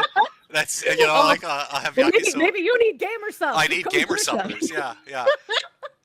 So is it you get a percent of per unit sales, or is it like Yeah. that kind of thing? So every time someone uses my code, I get a percentage of the sale, and they do like a sliding scale. So the more you sell, the higher your percentage that you earn is. And I've hit max percentage like ages ago, and you have to sell quite a lot in order to get merch with them. So I had like a counter. I don't remember what it is because it's ages ago, but I had a Sure. counter for meeting that goal. I met my cup goal, and then my merch drop was in April, right around the end of when the article stuff was dropping. So they waited until my merch was gone. And some people were even like, "Oh my God, she just signed on with them." And some people were angry. They were like, "Why did this VTuber who just signed on with them get more merch in her drop than most people do?" And it's like, well, because I fucking sell, bro. Like, what do you mean? And I didn't want to do anything while I was working on the cease and desist, but afterwards I was like, yeah, my merch drop, while only the seething Twitter freak, so before the articles, I made $160,000 off of my merch drop in 3 weeks. Shut the fuck up. Are you But serious? that's not even what Gamer Sups made. That is what I made from my merch drop. Shut the fuck up. God, that's a lot Yeah. of money. Ah. Yeah. Yeah, so everyone was like, "Why won't they drop her? She's clearly a brand risk." And Oh my there's God. a large YouTuber, like I think it's Solid JJ or something. Yeah. He had been making advertisements at the end of his video, like, "Oh, this week's flavor is brand risk. I wonder why that could be. Maybe look up GamerSup's great replacement theory to figure out why. Ha ha, brand risk." Okay, now I've got to agree with my chat right now because half of them are saying, "How do I become a VTuber? How do I want $160,000 selling hats? What the fuck? How do I do that? Hey, I love gamer subs. Hit me up. I'll sell your fucking caffeinated whatever the fuck. Hey, it's Yeah. powder. It's Jimmy powder. Order your Jimmy And powder. Jimmy powder. That's Fucking right. get your cripple powder today. Get your cripple powder. Get your cancer today. Eat your Jimmy powder and have a hat, you fuckers. Yeah. But free hat with every canister. Tastes like pixie sticks and radiation. Gamer subs. Yeah, no, I never expected my merch to do as well as it did, but I am incredibly grateful for my community. And there were some people, like when my merch drop happened, Reddit was also seething about it. They were just like, how could this person have merch? I love the art, but I hate her, and I'm gonna buy it anyway. And I was like, well, thank you. Oh my god. Well, this is what I want people to realize. No bullshit to the people listening on chat. This is why I say VTubing is the next step. All right. Kirsche, you're still up and coming. I mean, you do have a large following, but there Yeah. are other VTubers that are much larger. So if Oh, you're yeah, for hitting sure. 160,000 your share on merch, imagine what the other people are doing. Like this as far as profitability goes for like a sustainable thing for a 5 to 10 year career, the money you're making so far outpaces people that did like Let's Plays and all the other shit. It's ridiculous. Ridiculous. And I just remember your advice where it's just like, content creators yeah. have a lifespan, like, five good years maybe. You want to get something sustainable, like buy a house in that time, Oh my, yeah, there's no way you're not going to be able to do that. To have the house you want, the car you want, money in the bank, like you'll be set for life after you're done with this. Oh yeah. Oh yeah. I just got to learn how to invest because numbers hurt my brain. Yeah. Well, now I've got to sell merchandise. So let's do this. I'll end this Google Meet. I'm gonna play a quick break and grab a drink. Right? We'll do like a 5-minute break. Then I'll start a new meet. And I have some questions I'm sure people wanted to ask their Ko-Fi and stuff. And then we'll go over a few of the other related VTuber stuff. I mean, we talked a little bit, like the Cinder stuff, that kind of stuff. Outside Yeah, of I gotta show you the woman who shoved staples in her vagina. I mean, who doesn't? Why? I've already shared with my audience the woman who put SpaghettiOs up herself. So like staples. Oh, interior semiotics. Yes, thank you. Oh my God, somebody appreciates art. This is why I you deserve appreciate money. modern art. That's right. This is why you make the big bucks, because you appreciate high art. Well, all right. Well, we'll see you back from your vitamin break here. You know, go get your My- IV. Actually, what I'm going to do is call up GamerSupps fucking right now, and I'm going to get that Jimmy Juice selling. No, 160,000. I need a cup for my hat. I need cups for all I mean, the money. That's what I'm gonna make. I need cups for the nickels I'm making here. Holy shit! All right, so we'll take a quick break. Then I'll send you another link, and we'll continue off like 5 minutes. Then. Sounds good. See you in a minute. All right, chat. Hopefully my audio now stays consistently. I've been sitting here toggling this switch for an hour and a half because I'm retarded. So if you got a question you want to ask, I will ask it. If it's not ridiculous, if it doesn't, it's not a string of N-words. Because remember, they're on Twitch. Maybe I could, I should charge them a fee not to ask slurs. 160,000 on merchandise. What the fuck am I doing selling hats? I gotta sell this magical fucking powder. I gotta get me some anime tits. Holy shit. All right, let's do a small break. I'm gonna grab a drink. We'll come back and continue on with the wild world of VTubing. Put on a nice commercial. Remember, if you want to send through a super chat because I fucked it up until I fix it, it's over at Ko-Fi or through Cash App. And also you can swing by Metokur.myshopify.com. My God, she made $160,000 selling fucking fruit drink powder. Fruit drink powder laced with caffeine. How am I not $160,000? What? Holy shit. No wonder Josh hates VTubers. I'd hate him too. That's so much money. Oh, God. Oh, sweet Jesus. The jealousy's going through the roof right now. All right, let me put on my commercial here. Oh, my God. Oh, sweet Jesus, $160,000. How do you make that kind of money? Oh, I feel old. I feel so fucking old. By buying a goddamn American capitalist hat. Oh, gotta use that USA dollars to do it. Where are you gonna do that, you ask? Well, you don't really ask, but I'm gonna show you anyway. Fuck you. Buy a hat for your hat. For your hat. You gotta do this. Buy my hats. You gotta do this. Buy a hat for your hat. Oh. Holy shit! Oh, what a fucking beautiful ending to this. Oh, God, let me get a cigarette for this one. Okay, all right, we're back. Had a little bit of a existential crisis there. Holy shit, $160,000. Oh my God, these fucking kids out there making bank. Good God. Oh, if you think about an internet career, if you're doing, what did she say, 3 weeks? 3 weeks. Holy fuck. Huh. It's going to be living. God, if that's the money they're making, Pippa must own an airplane. Like, what is going on?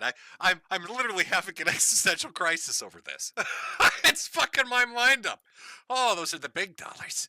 All right, let's get another Google Meet going here. Oh, I should start one immediately so I can ask for a loan. Oh, great thing about dying is I don't have to pay it back. Hey, can I borrow $100,000? I'll hit you up. Don't worry about it. It's coming. I'll make sure to pay you back. Trust me. Okay.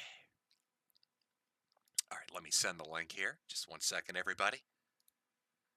Is it readjust? I don't know what's going on. It's really weird. There's some feature here that's readjusting. If I weren't paying attention, it would be terrible, but send that through.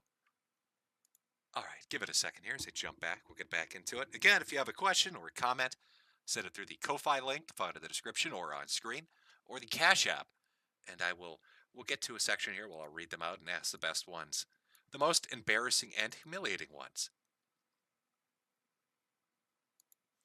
Okay, just give it a second there. I'm not sure. Maybe they went to use the bathroom, or maybe they're counting their fucking money, their GamerSupps money. Oh, $180 billion of their GamerSupps money. Oh, my God. Oh, these brand deals. That's crazy. Oh, what did she say earlier? It's like their management takes what, 10 to 30%. That's after that? Holy fuck.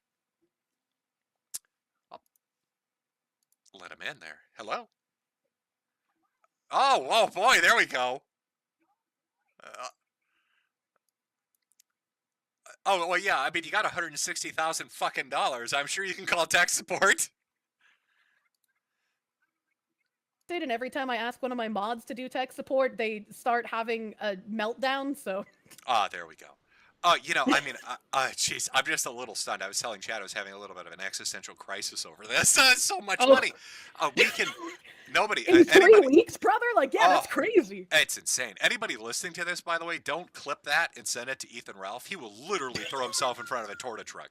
That dude streams for 20 hours a day for like $100. If he hears that you had 160,000 in 3 weeks, he will literally jump off a building.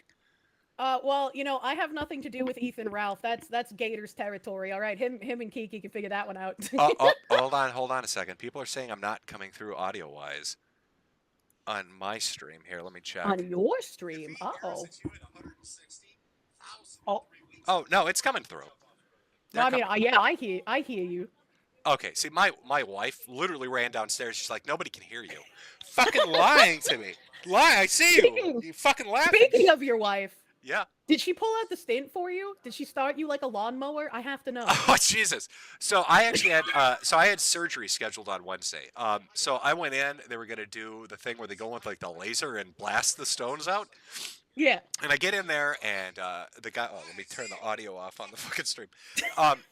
So the doctor comes in, and I'm getting ready. They're gonna, anesthetize me, put me out, and get ready for it and stuff. He's going over the CT scan. I had seen my primary to get my pre-op checkup before this, and we're sitting there looking at the CT, and I'm like, the radiologist had said that one of the largest calculuses was like 7 millimeters. I said, but before they said it was 14. What does that mean? And my primary didn't know. So I'm sitting down with the surgeon. We're looking at it, and it's like a conga line. They read the CT, and it's like right at the bladder. And so he's like, Ooh. maybe we should just. He's like, I think it's actually like 3 stones. I don't think it's like one solid one.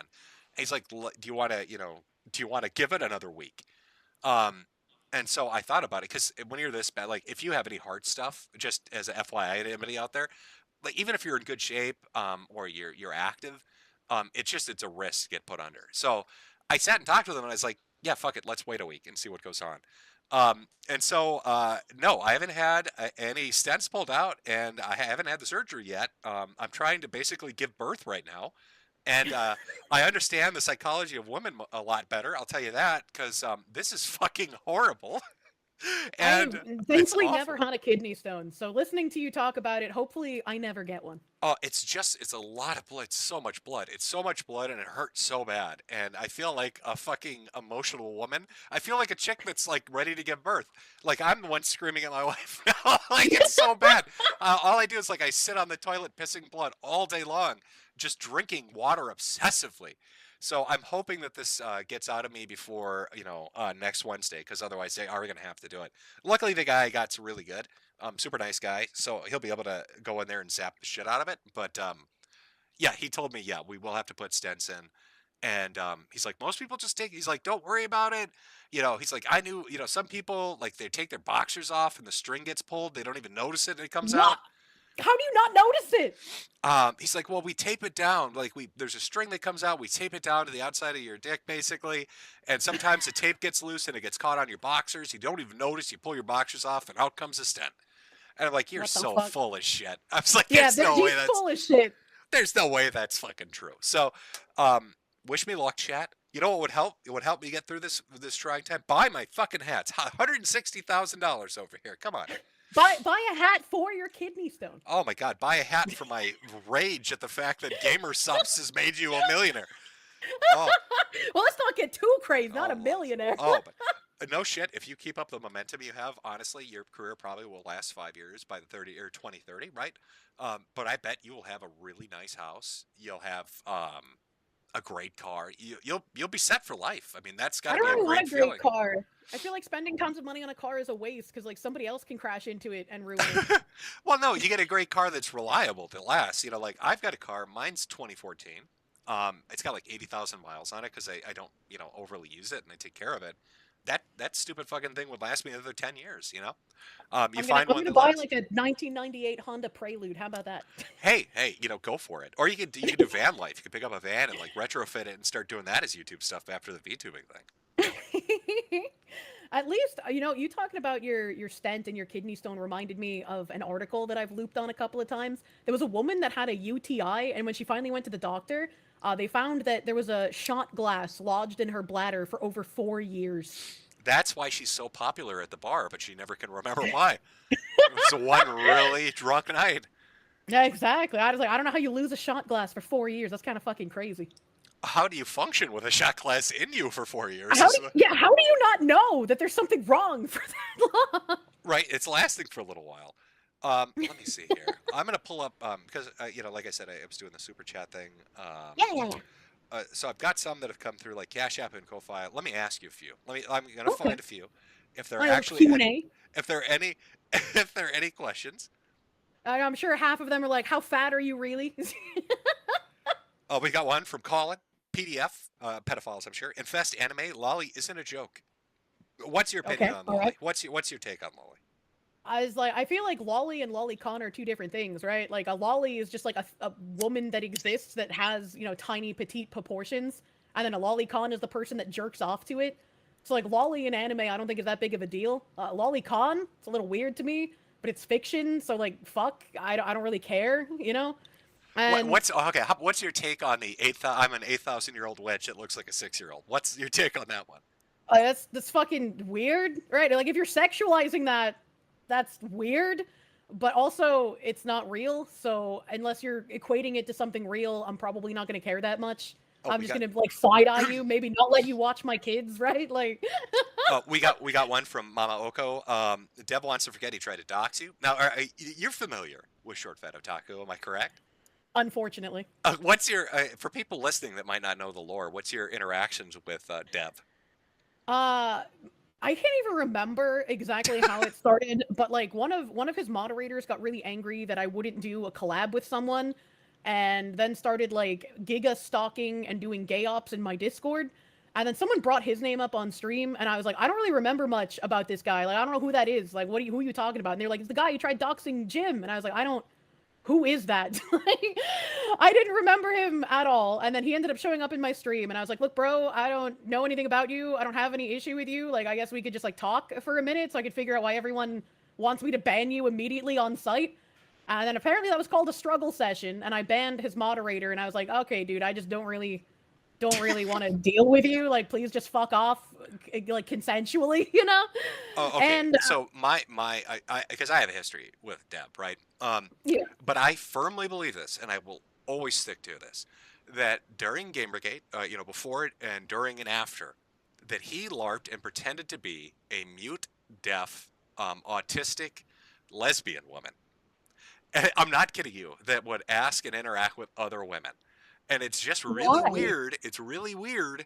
I think the name was like Camera Lady.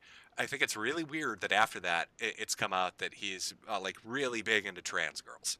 So I'm just going to throw that out there. That seems to be a trend in the people who go after me. Yeah, that's why I bring it up, because I've kind of noticed that there is a bit of a trend with that. It's a little weird. Now, somebody sent me something from Craig. Jimbo, ask her to say it, the word. You know the word. I like you now, Kirsche. Pick-a-me was my favorite. Such a shame she was bullied off the internet. They want you to say the word. Do you know what the word is? I do not know what the word is, but I could give him a crystal radle. We'll see if that one is acceptable. We got one from Alex here. Question for Kirsche. How many times did you vote for Trump, and why did you vote for him?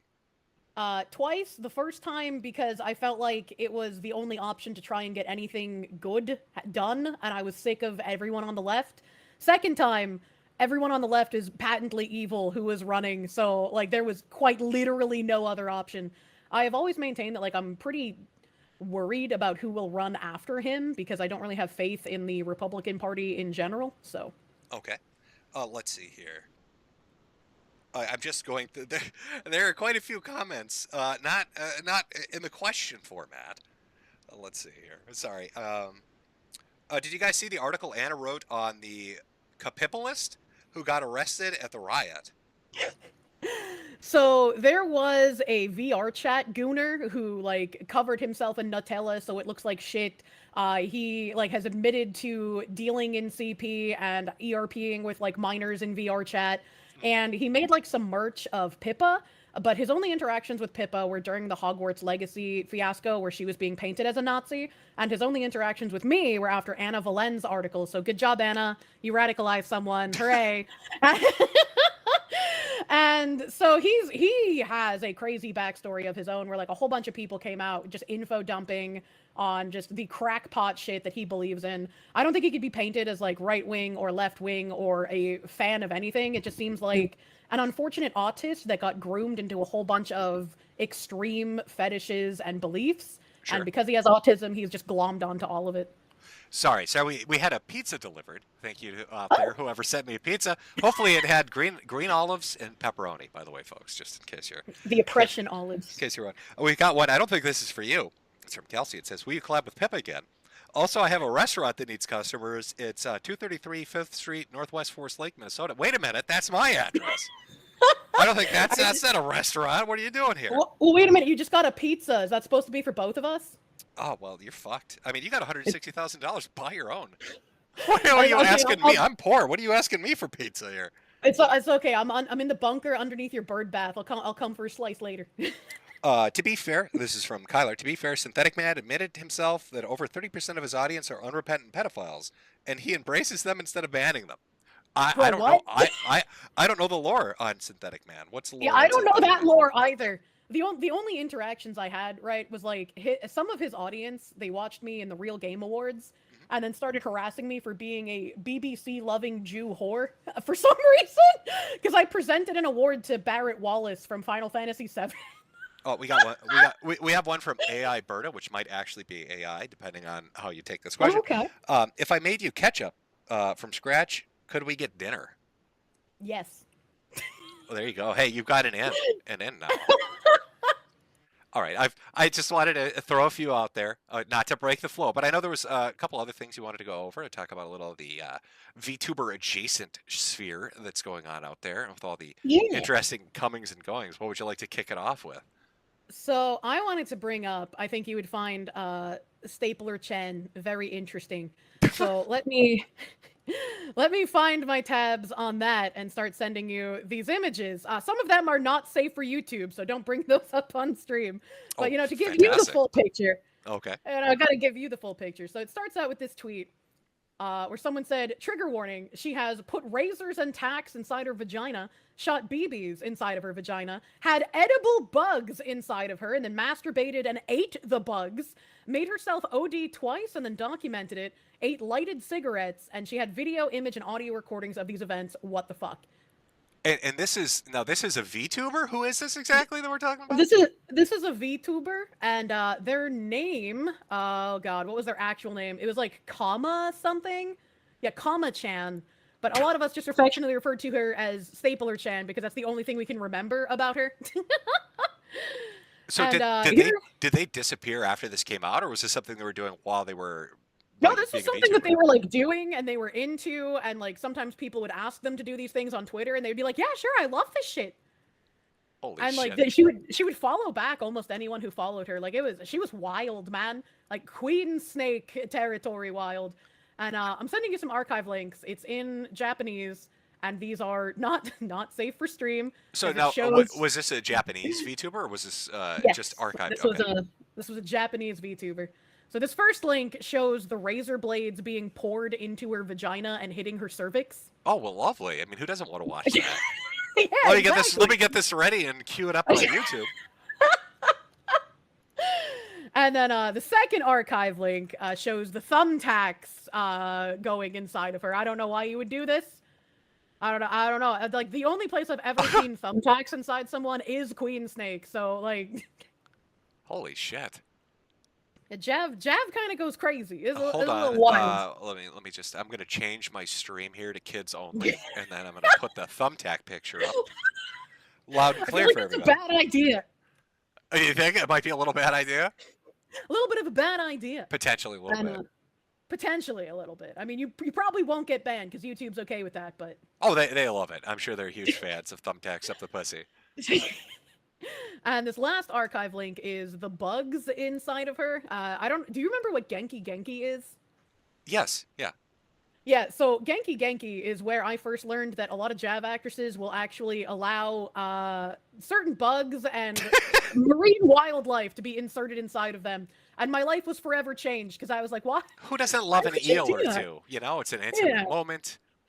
They never should have quit the nail salon. And then there are Twitter archives. So here's the blurred one, for your safety. Here's a blurred Twitter archive because she Okay, I did might I post on might be able Twitter. to. Yeah, let me. No, wait. That's okay. Hold on one sec. The third link, or do you have another link after the third one for the blurred one? So I Oh, have something to put up on screen. message. There we go. Message failed to send. There's the blurred one. This is her vagina stapled closed. Oh wait. No, I've got three link. Okay, hold on. You go. Oh wait, it keeps failing. Try again. Archive, you whore. There we go. Archive, the last one. The last one there. The Twitter archive. Oh, okay, good. All right, there we go. There we go. Sorry, it wouldn't send for some reason. It's all moon runes. They're not gonna even know what it means. Well, I'll throw it up so you got something on screen, but they're gonna look at it and be like, "What the fuck does that mean?" I don't know. Well, I mean, this is very not safe for work. I mean, it's not safe for life, but see, people joke about you keeping Jade in a cage, but this is what you saved her from. Yeah, there we go. Hold on. Well, just to give them an idea, again, it's like a fucking. There you go. It's just an explosion of moon runes and blurred out pictures of staplers going into body parts you probably don't want them to go into. Yeah.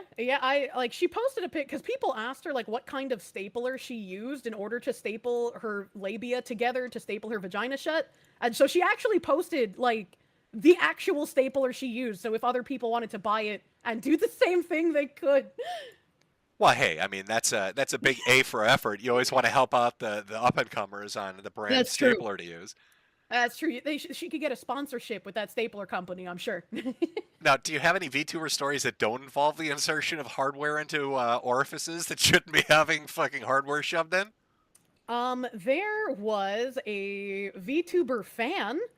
Let me see. I think his name was like Kestraline or something. He was obsessed with a VTuber named Charlotte. She was a VTuber and an artist, and he ended up sending her like an iPad and then telling her that he cum tributed her all over that iPad. And then, like, she didn't want the iPad anymore because, like, he had came on. Oh, really? Who would have guessed? Obviously. Yeah, who'd have guessed? And the the owner of the, like, Kiwi Farm sister site, the Virtual Asylum, his name's Proctor. Okay. He actually now owns that Cum Tablet. So yeah, it's a deep VTuber lore. Actually, you know what I am curious about? Because I'm sure eventually this is going to happen or get reported on happening if it's already going on. Are there any stories yet of like obsessive fans, like really fucking just shithouse crazy, showing up at your doorstep at 2 a.m. kind of shit that have happened? Yeah. There's a VTuber named Camilla, and she actually had somebody show up to her house and be like real fucking creepy. So there are people that have done that. Thankfully, unlike Flesh streamers, we haven't had people come and like set our cars on fire and shit yet. But it's still really creepy when people show up to your house. I had someone in the middle of the night like yelling my name outside, and so I was like, that's weird.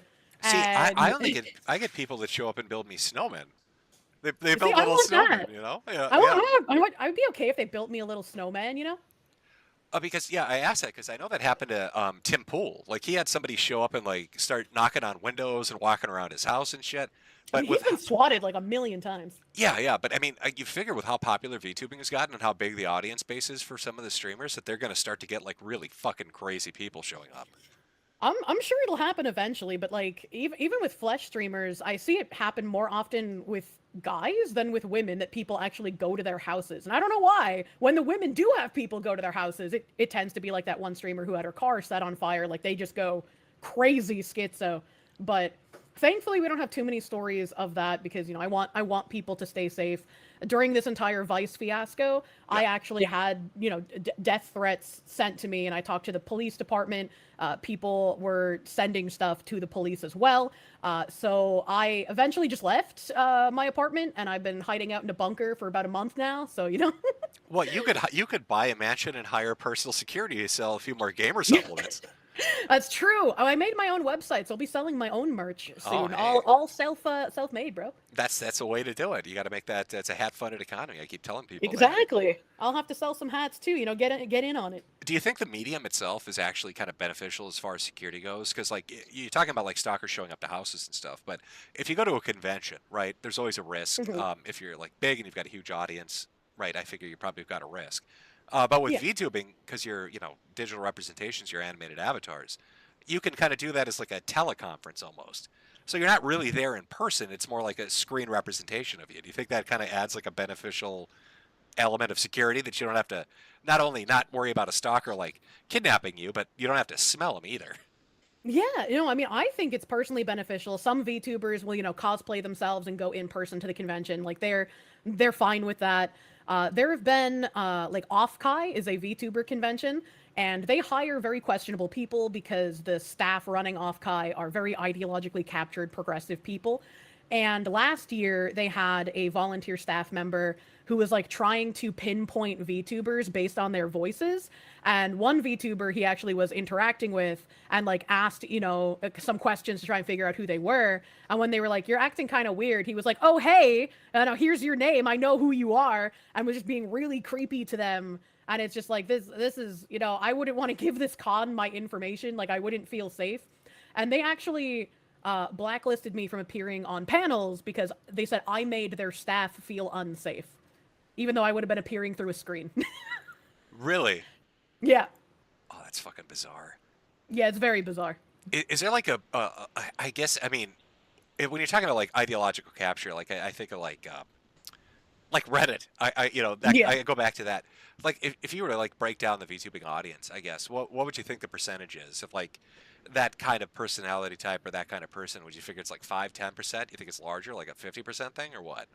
I think the majority of the VTuber audience is either politically neutral or slightly right leaning. I think a lot of the talent in VTubing is either, again, politically neutral or left, like far left leaning. Right? It's a weird mix. It is very weird. And yet its little ecosystem is done so fucking well. Like Yeah. I mean, what do you think like in 2 years? I mean, do you think you'll have a year at the rate you're growing and expanding and the business opportunities you have? Do you think like in a year, 2 years, 3 years, maybe near the end of it, that you'll have like $1 million year where that's the kind of revenue you're bringing in? I have no idea if I will have $1 million year. I feel like if I do, it will feel very surreal because like I didn't have a transitionary period. I just kind of exploded from making like barely $1,000 a month to being incredibly self-sufficient. And so it always feels very strange to me that like I have so much disposable income and I still live almost like I'm Asmongold. Like I still live like I'm poor and I have to penny pinch and it's just it's weird and it's hard to get out of that like I am Mentality. eternally poor mindset. Yeah. Yeah, I kind of know what you're talking about. Like once you have that mindset, right? It's always kind of with you. You know what I mean? Yeah. Yeah. Yeah, it's just yeah. To the people that know you in real life, family, friends, like, do they know the kind of money you're bringing in? Are they floored by it, or have you kept that on the down low? My dad has been looking at houses for me, and every time I send him a house, he's just like, can you afford this?" And I'm like, "Yeah, I wouldn't send you to look at it if I couldn't." And he's like, "How do you make money?" And I'm like, "What do you mean? You know what I do?" And he's like, "Yeah, but how are you making money?" Like they just don't understand because they're like, "You just talk and play video games. Like it doesn't make any sense." And I'm like, "Yeah, it doesn't make sense to me either, but like I'm very grateful that there are people who want to give me money for whatever it is that I'm doing." You wouldn't get it, Dad. All right, it's the weeb economy, old man. Yeah, my dad's very sweet though. He's just like, I don't understand and I have no idea how you're making money, but I'm glad that you are and that you're having He fun and probably that it's thinks you're working like for a you. he probably thinks you're like a drug lord. He thinks it's probably like you're feeding him bullshit about anime and video games. He's like, oh my god, she sells meth. Oh my No, god, he she's involved with the actually cartels. he bought my merch. Oh, did he really? Yeah, I was like, "Dad, you could have just asked me to get it for you for free. You didn't have to spend money on it." And he's like, "I wanted to support you."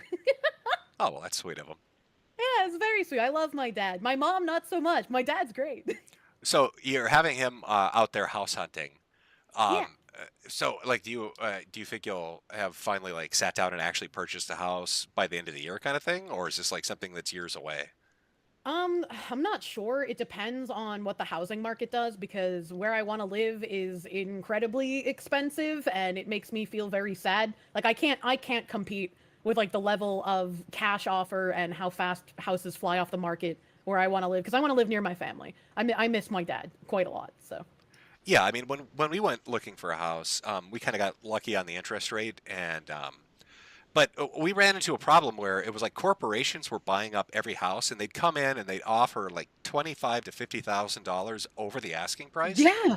So even if you went in and said, "I want to buy this house. It's within my range. It's reasonable and feasible to do," we'd get beaten out by a company that would just we couldn't compete. They'd make a $200,000 house 300,000. How the fuck do you counteroffer that? Well, some of the houses that I had like had my dad go look at, and I decided like there's no way that I could compete for this. There was one that sticks out in my mind because I really want a Victorian house. I love Victorian architecture, and he went to this house and it was up for sale for like $850,000, and I was like, maybe it's in such dire condition, maybe I can offer like 500,000 on it. 500,000 mortgage. I could probably pay that off in a I few years, think I maybe. think I think the people literally sitting in the audience are you're burning their brains out. You're burning my brain. You're like, I made 160,000 off merch when I looked at my house for $800,000. We're not even speaking the same fucking language. What No, is no, going no. on? I've had to show my chat this before too. It's really hard to explain to people what New England is like. Like the house that you would see in like The Simpsons, right? Like the average middle class family house in New England, that's gonna run you like $800,000. Like It's you not. you It's not that. cannot live there No, unless it's you it's come not from that. money. It's not that the prices are something they wouldn't have heard. It's the fact that somebody that's like, yeah, hey, this is my anime avatar. Let's talk about video games.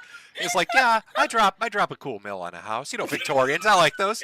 I like Victorian houses. What the fuck? How, how much protein powder are you selling? I am moving mountains of underground fucking protein powder, No, man. no wonder GamerSupps put those other fuckers in a catapult and fucking shot them out of the company. They must be moving so much of this shit. Jesus. Oh my god. But yeah, no. I told my dad, I was like, I can't afford this, but like maybe since it's in a bad condition, we could do like a $500,000 offer. He went to see it and he was like, it's in even worse condition than you thought. Like there was termite damage, not hummingbird, woodpecker damage. The foundation was sinking. None of the electrical outlets were capped. Like it was falling apart. It was awful. But every other house on that street had been sold and turned into a multifamily rental. Sure. So I decided like I don't think I can fight for this house. Because my realtor was even like, I don't think you can get it that low. I think it's actually going to go for higher than 850,000. And so I watched it, and it ended up going into a bidding war, and it ended up selling for like $980,000. This like dire dump of a shack that needed so much renovation because somebody wanted to turn it into a multifamily rental. Oh Jesus, was the location that prime? I mean, was it a good like area that they could rent it out, or were they insane? It was like 10 minutes from the ocean, so like yeah, I guess it was a pretty good location. So I kind of want to touch on this if you don't mind a little bit. Like Yeah. so we talked about facts and figures. You're talking about buying nearly $1 million house, which is just outrageous. It's great. I mean, that's great. That really is for you. But you're talking about like kind of some of the money offers and stuff you're doing. I want to put this in context for anybody that's listening to this and thinking about I want to get into VTubing because maybe I can make some money doing it. What would you say the average amount of viewers you get on just a typical live stream that you do is? Well, since I multicast, my CCV is combined, so we always Sure. combine what my CCV is. And I want to say I'm roughly like 3.3K across like Twitch, YouTube, and then occasionally we'll add Kick into there, which will push me up to almost 4K CCV. Okay, so let's go on the high end. Let's say 4,000 concurrent viewers, right? Yeah. And how many days a week would you say you stream? 4. Okay. So you have 4,000 viewers. You're streaming about 4 days a week. And you've For been five doing, hours minimum a day. yeah, so 5 hours minimum a day, 20 hours a week, right? 20, Yeah. 25, right? Yeah. But that's the kind of money, if you're consistent with it and you start to get an audience, that you can make with this kind of like show. I think people hear the numbers you're talking about. I want to like put it into context because they're probably thinking like, holy shit, does she have like 20,000 people watching? You're doing that with 4. Like imagine what you're going to pull in when you've got 20 watching. Well, like to also put things into perspective, I've built my brand basically around being authentically me. Like I don't have VTuber backstory. I don't have like weird lore. I probably overshare sometimes, but like, I'm retarded and I'm wrong about things and I just want to be like chill with my audience and like Well, talk about things that I yeah, find but I interesting. want to, I really want to put this into context too for people that would have watched me back in the day, or like Sargon. Like Sargon had a Yeah. much bigger channel, right? Oh yeah, When Sargon was you, huge. yeah, when you look at our Patreons, I'd be pulling in 3 to 4 grand. He'd be pulling in around 10 grand, and Sargon I think was at like 1 million subs at the time, right?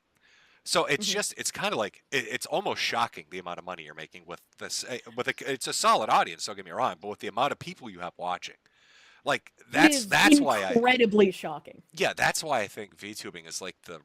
I keep saying this because I don't think people are hearing me.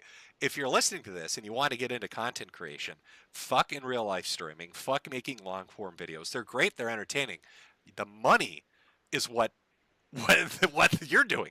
It's what Kirsche is doing. It's what Pippa and all the other people are doing. That VTubing shit is so popular, and I really think it's just going to get bigger and bigger. And yeah, I really wouldn't be shocked if in a year or 2 years you're doing multi-million-dollar years. Like I wouldn't be shocked if you were buying a literal mansion because you're making so much money. I like to try and keep myself grounded. I don't want to think about, what if I make $1 million in a year? Because it's like what if everything comes crashing down tomorrow, right? What if something happens and like everybody just leaves and I have no audience? I don't know what could happen besides me coming out as like a devout Hassan ball washing communist, but like but, like I just it's something I worry about all the time, right? And especially with this like cancellation attempt. Like if Sure. this were like you said, 5, 10 years ago, that would have succeeded, right? Like I would have lost everything. So Well, yeah, I mean, so you throw your money into a savings account, a CD, to do some investing. You're right. You put it yeah. in a some alternative form or whatever you want to do. But I mean, if you're drawing in, I mean, even if you only got another year out of it, the amount of money you're making, I mean, you realistically, yeah, you could buy a house and then retire, and that's crazy, right? I mean, people are working like the economy is shit right now. So I mean, people are working until their 70s, into their 80s. They're working at jobs that pay atrocious, amounts of money per hour, or they have no benefits, or they're getting fucked on hours, that kind of thing.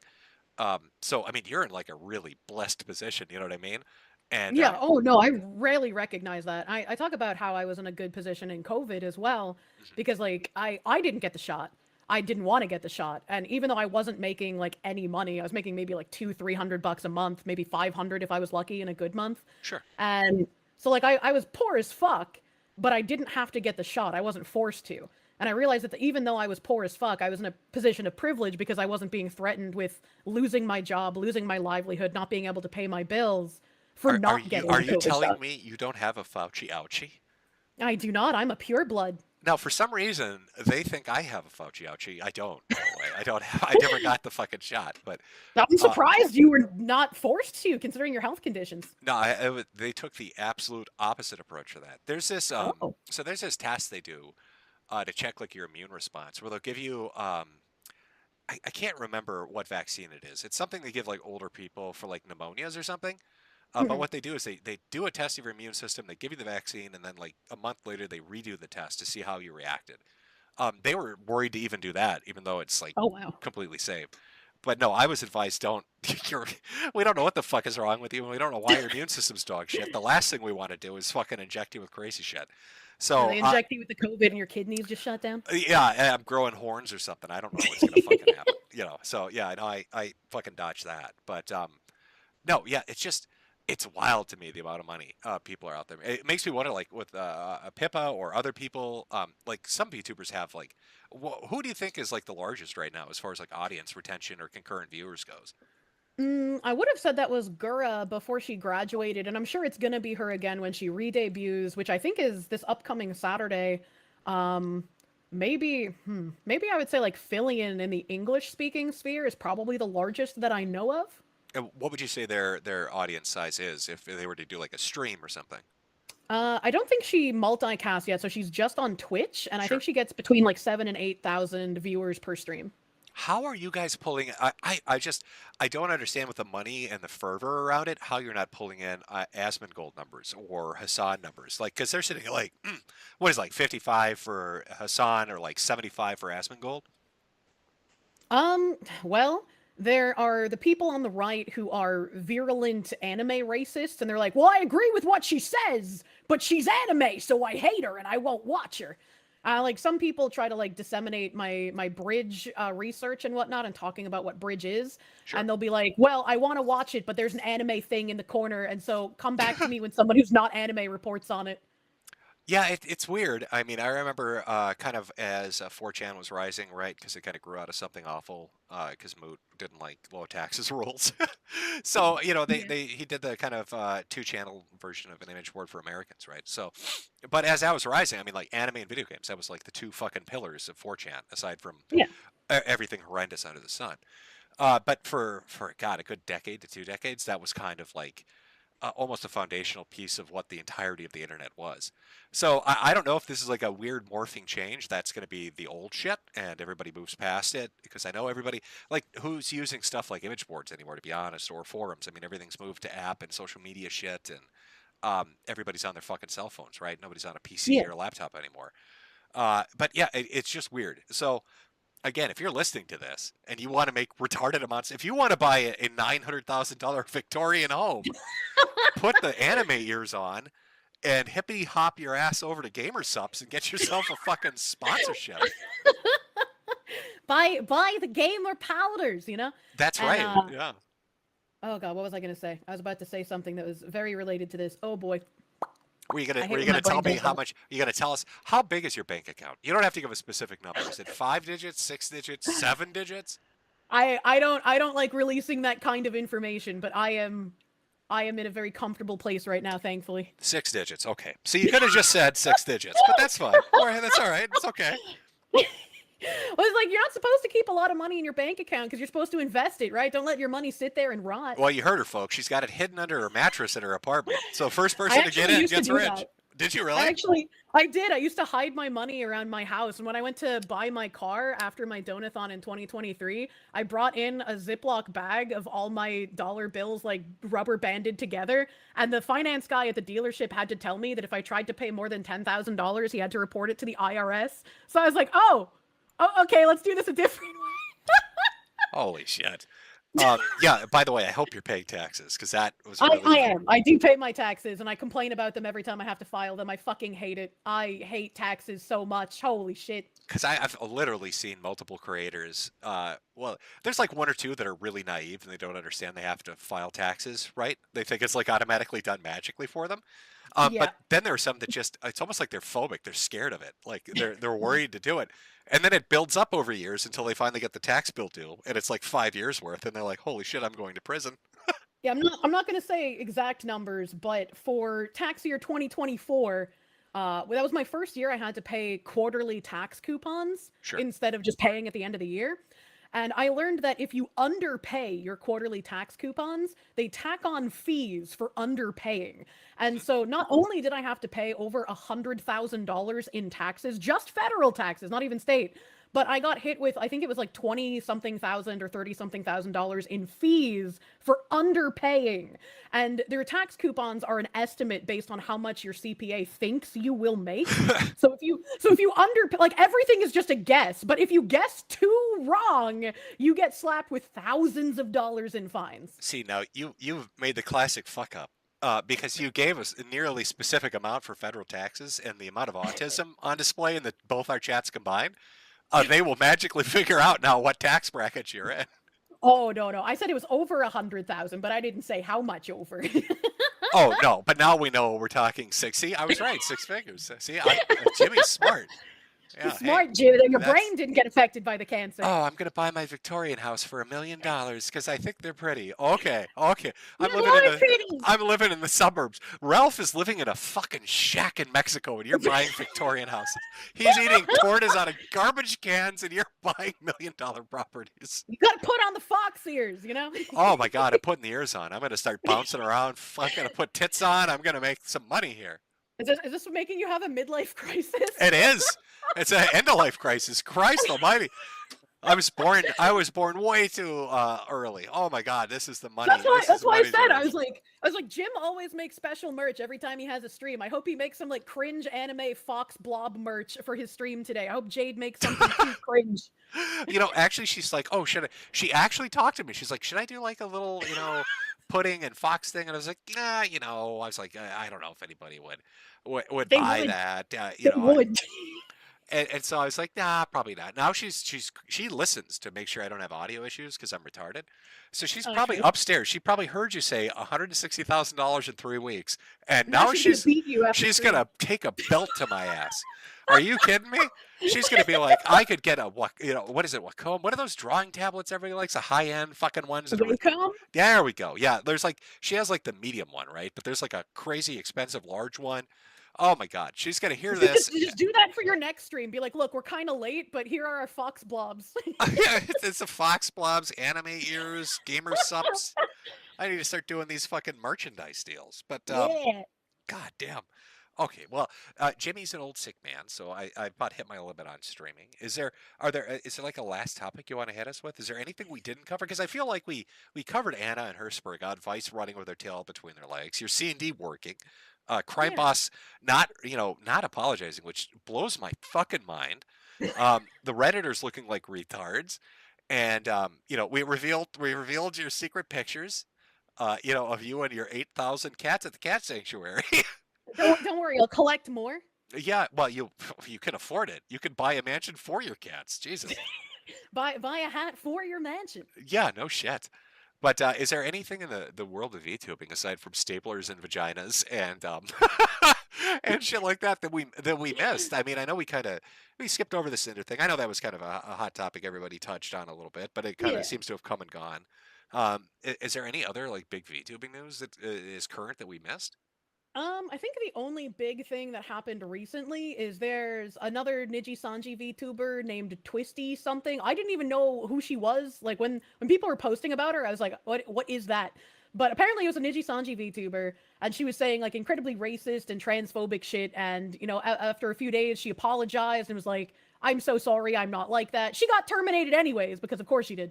And they have like another guy in their company named Uki Violetta who makes really racist and disparaging comments against white people all the time. Mhm. But everyone's just like, you can't be racist to white people, so I don't know why you guys are getting upset about this. I'd be like, hey, the Supreme Court just ruled that's not the case anymore. Yeah, I Or mean that's one of the things I got in trouble for. I talk about the EEOC all the time, saying like, "Hey, the equal employment opportunity reports aren't just for perceived marginalized communities. If you're white, if you're male, and you have been discriminated against, especially from DEI, you can file a report with us." And yeah, people are just like, "Look how racist Kirsche well, I is." mean, I found that interesting because like one of the most egregious violators of this, as far as like video games goes, and I know this because I've seen this with so many studios, is Microsoft. Microsoft, almost from a corporate level down, kind of filtering down into their different properties like Xbox and stuff. Yeah, They have it's almost mandated where they will intentionally pass over anybody that's white or straight or male yeah, in favor of like a minority, and they've made this a public policy at a lot of their game studios. So when the Supreme Court kind of ruled that, hey, that's not going to be kosher anymore, I thought, how many of those game devs who have gotten screwed at hiring or promotions or mandatory pay raises or bonuses are going to file lawsuits? And what is that going to do to exactly. those studios? Because it's probably going to kneecap them.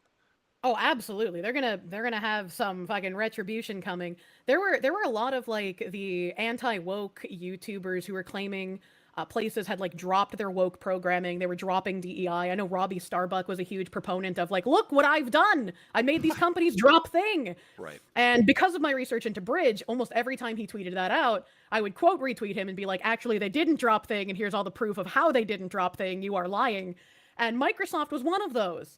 Microsoft actually interacts with Bridge and invited the CEO, Cheryl Daija of Bridge, to their Canes Lion Festival reporting thing. They had her on, she gave speeches. Microsoft is heavily involved in pushing forward with Bridge's agenda.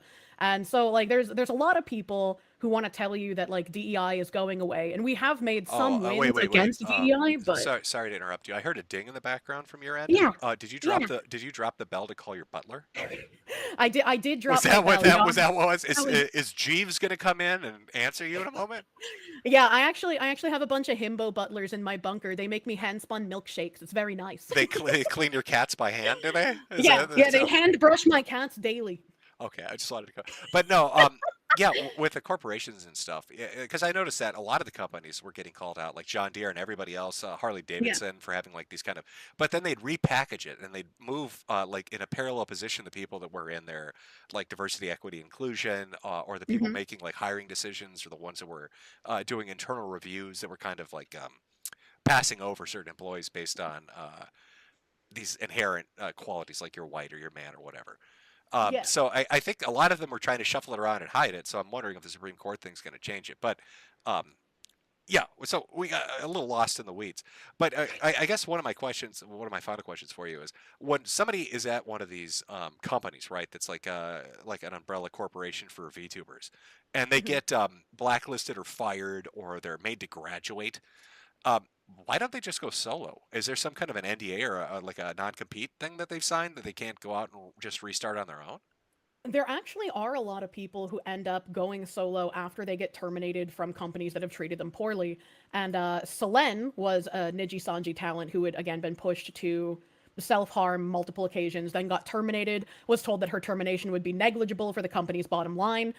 Spoilers, it was not negligible. It harmed them greatly. And when she reincarnated as Doki Bird, she made tons of money. She has a huge audience. She has a huge pool of support. She can do a lot more than she could under the company. And this is again why I think people in VTubing believe that in order to be successful, you have to be in a company. Like you have to join Idol or FaZe or Niji Sanji or just any company. And like if you want to join a company, if you want that camaraderie, sure. But I think you can be very, very successful, even if it might be a little harder starting out as an independent VTuber. Okay.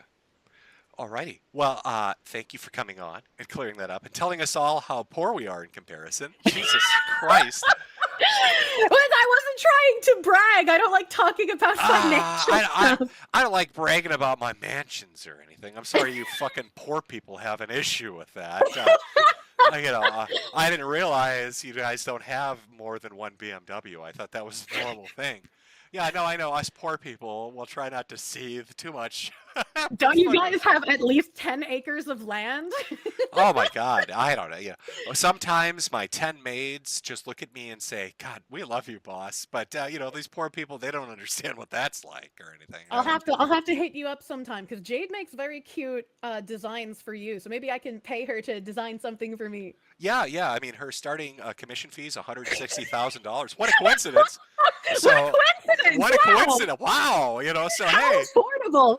yeah, it's super. We'll give you a discount of 10%. We're close. Oh yeah, code Kirsche, 10% off. Yeah. I know, so that works out. But you have a good one. Enjoy making ridiculous amounts of money. Maybe I'll have you on again. We'll talk about some more comings and goings. If there's more crazy shit that pops up with Sure. Anna Valens or some other hot breaking news in the VTuber sphere. Sure, that could be fun. And thank you for talking with me today. This was a lot of fun. Like I said, I've been watching you for fucking ages since I was in high school, so this is really surreal for me. So thank you. And I'm sure Pippa wishes she could be here. I invited her. I feel sad that she couldn't be here. She's doing off-guy stuff. Oh, yeah, and well, she's busy as fuck. now that I know how much money you guys make, she's probably in her vault swimming in her gold. Is where she is. She's right? swimming. Scrooge McDucking her way through fucking bullion. Do you want to drop? You want to just throw out your Twitch and your stuff for people? Say it out for them so they can Sure. follow you. Sure, if people wanted to check me out, I stream on Twitch. I'm just Kirsche on Twitch. I'm Kirsche on YouTube, Kirsche Verstal on Twitter. And also you can go to kirsche.com and check out my merch. It's lewd merch right now because I promised you guys that, but there's going to be non-lewd merch soon. Don't worry about it. Okay. Well, thank you again for stopping by. Best of luck finding your Victorian home. You'll have to update everybody on when you find your mansion and show us poor people so we can seethe about it. I'll try to not dox myself when I buy a house. All right. Well, you take it easy. Thank you. Have a good rest of your night, Jim. Yep, you too. Have a good one. Oh my God, folks. 160,000 buckaroos. Oh, I feel like an old fucking man. Good God. Good God, my old. Oh, I got into this far too late. Jesus Christ. Oh, I'm not kidding you. If you're still listening, if you stuck around, I know it's a Sunday evening, so it's one of those weird times to watch a stream kind of deal. But if you're getting into it, 4,000 concurrent viewers, good sizable, audience. $160,000 in 3 weeks on merch. Ridiculous. Oh, that's where the money is. Make yourself an anime avatar, get the rigging set up, get your model good to go, and then just stick to it. Stick to it in a few years. Oh, all the old school people, I can't even, that amount of money is ridiculous. That amount of money is ridiculous. Oh, if I was a young person now, oh, I'd be the biggest anime fucking streamer. Nothing but gamer sops. All right, let me read through some of the messages here. Again, I'm sorry about the super chat thing on YouTube. For the people that used Cash App and Ko-Fi, let me read through these here. Let me just put the little scroll up. Hold on one sec here, so people know what it is. Anybody that wants to stick around, I'll read through these. Anybody else that's going to take off, have a good one. Hope you enjoyed the story about Anna Valens' fart fetish and her tranny rape groups, or about the girl stuffing staplers up her vagina, because that is the world of Vtubing, apparently. That and owning, like, fucking Bugattis, I guess. God, oh my God, Kirsche could actually buy a Bugatti. Holy shit, that's a mindfuck. We got a message here from Joseph. Twist the Fox tipples, Metokur. Well, we all love the tipples. From Colin. PDFs became common that we've lost all tolerance. From John. Here, Jim, buy some crack with this and get better. Well, thank you very much. From John. Oh, no, that was the. Read that twice. I'm sorry. From Logan, the fan fiction is still up on AO3. Oh shit! If that was the Anna Valens fan fiction, I'm sorry. Maybe on another stream I'll read it. I actually really do. I bet you it's fucking horrible. One story was like 2,000 words. Another one was 9,000. From Random, hey, Jewish cabals. Well, guess what? You're in one.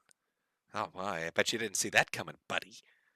From Jeremy for Smokes. Thank you very much. We all know no better way to recover and become healthy than a good old-fashioned cigarette. From Steven, any chance on a glow-in-the-dark 4-star hat? I don't know if they do glow-in-the-dark. Listen, I'm kind of at the mercy of the companies that make merchandise. Again, that's Metokur.myshopify.com. Feel free to swing by and pick up a fancy hat or a nice t-shirt. Look at that. Oh, that's so pretty. Look at that. Brutal Americanism. Oh, Sweetie Squad fan. And Mars is ours. Everybody loves it. It's great stuff. But I'm kind of beholden to the companies that make it. I mean, it's all drop shipping. Well, it's not even drop shipping because the company actually ships it out themselves. So it's like a level below that. And I know like some people do merchandise and they have all these great options. But I mean, before this, I was using Teespring. Now I'm doing, Shopify and the people that do t-shirts for them. But I can't really do like super fancy shit. Maybe if I got like a ultraviolet printer, is that what that's called? There's one really awesome fucking printer out there. You put these cartridges in, it can do like it can print on any surface, metals, cups, porcelain, shirts. It can even like do like raised scale printing. It's really crazy shit. But I don't know. That's going to be expensive. I have to do it at home. And I'd probably poison us all. I don't even know what kind of fucking shit's in that paint. From Richard. For fuck a ketchup Ehor plushies make your own baby girl. I don't that plushie shit is like a road to embarrassment. Who was the guy that did plushies and it blowbacks? Is that how you say it? Blowbacks tried to do plushies and he had to hit a quantity of I think like 150 or 200 and he couldn't do it. And he was doing streams with huge amounts of people watching. There's no way I'm hitting the plushie number. I know some people have done it, and they've done it because they produce videos all the time, and they have the audience that can do it. But there's no way it's going. From Sean, Legend of the Galactic Hero is great. Any other epic anime recommendations? Solo Leveling, I guess. I mean, that's 2 seasons in. What is the one that I was actually looking forward to? And I can't even remember the name. God, it's burning in my eyes right now. So I'm a Spider, so what? I think that's the one where the high school girl gets isekai'd into like a dungeon and she's stuck as a spider, which sounds insane, but it was actually entertaining. It's mostly running around trying to survive. From David, much love from me and mine. Thanks, Jim. Well, thank you very much, David. From Mama Oka. To make Jim 100% better, well, of course. To Mr. Hatman, love your content forever, feel good. Well, thank you very much. From K-Score, long live the hat salesman. Well, we all do love a good hat. From Cameron Berg, I hope you're having a good one, Jim. Well, thank you very much, Cameron. From Alexander, sending me $10 for candy. Not really much of a candy guy, I'm going to be honest. I do like Halloween. It's a fun holiday. But as far as eating candy, I guess maybe like a what do I even like? Rice Krispie bar, Kit Kat bar, maybe some Reese's Pieces. It's more like a once a blue moon thing. From Jeremy, brutal Americanism. Well, we all love that too. Let me hop over to Ko-Fi here and see what we got going. I'll read through these. 1 second here. Let's refresh the page. From Idle Bunny, who will you be bringing on next time? I'm not really making it a feature, I don't think. I don't think most VTubers know who I am, but I don't know. Let's see if we can make it a thing. I should bring them on just to ask how much money they're making, so I can seethe about it more. $160,000, $800,000 Victorian home off of wearing anime ears? How great is that? Oh, you have to be honest now. Imagine being able to tell people that you hate, the people that were dicks to you throughout life, meeting them at like a random supermarket and being like, oh yeah, I'm a multimillionaire with a mansion and a Bugatti because I cosplay as a rabbit on the internet. Enjoy your corporate job, asshole. From Super Iron Bob, a gamer sub slaver named Metokur's ashes to sell in memorial. That's genius. Got one from Shadow Fox, but no message, but thank you nonetheless. From Josh, donation to the future 4-star Fox Hat Fund. From another man, hearing all this housing shit, and my God, it reminds me of how scuffed Canada's housing market is, with corps and foreign investment buying up everything. Yeah, Canada's its own unique situation because the Chinese are buying up everything. In America, it's all the corporations like BlackRock. For a while there, for years, every time you'd go to bid on a house, there'd be some company that came in, some developer that would want to turn it into a rental or an Airbnb. You'd walk in for a $250,000 house or $300,000 one, and they do $20,000 to $50,000 over asking, and they do it within a day. Nobody could ever get anything. Ko-Fi supporter, thanks, Jim. Well, thank you very much. From a username, ground hats into powder and sell them at the gym. I'd love to. Who wouldn't? From Bossman, Jim, have you dealt with hoodweebs? They like to change the skin color of anime characters on Twitter. I saw that. That had become like a popular trend. A lot of black Twitter was taking anime characters, making them brown skinned, and then saying, black people hold up the anime community on their shoulders. That, or for some reason too, there's a contingent. It's almost like half of the Spanish-speaking population in the world, to be honest, that is really big into Dragon Ball. I don't know what that's about, why they love it so much, but they do. So I've seen a lot of those edits, but it's understandable. They're like obsessed with it. From Celius, not sure if you do requests like this, but can I get you to watch the first 30 seconds of this video? It's one of the funniest things I've seen all year.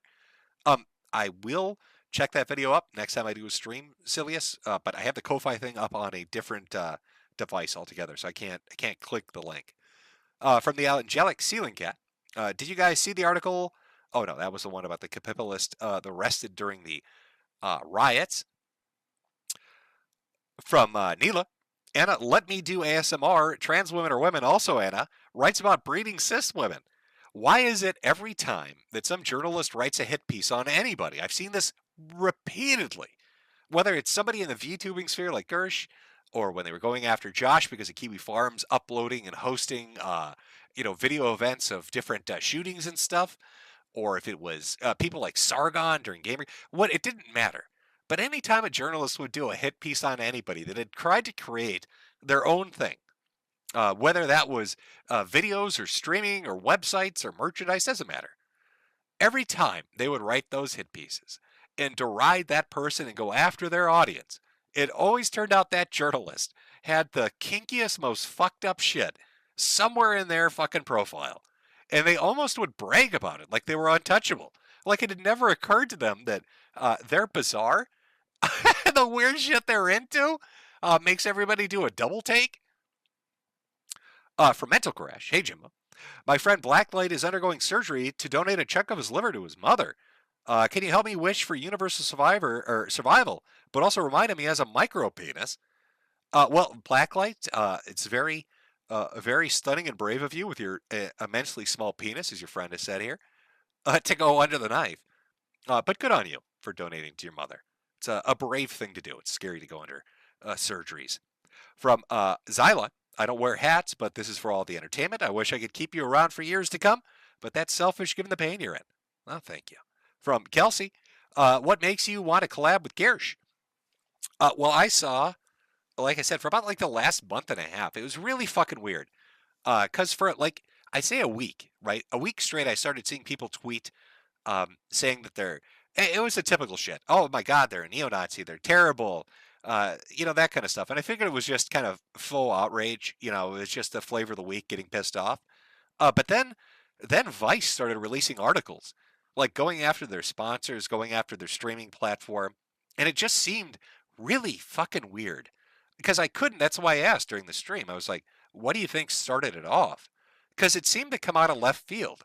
You had this group of people complaining, and then all of a sudden, here comes a media outlet to try to just smear them. And I know that they promoted this shit out of Crime Boss. I mean, that was like every day. And they were doing PR for them on a level I've never seen before.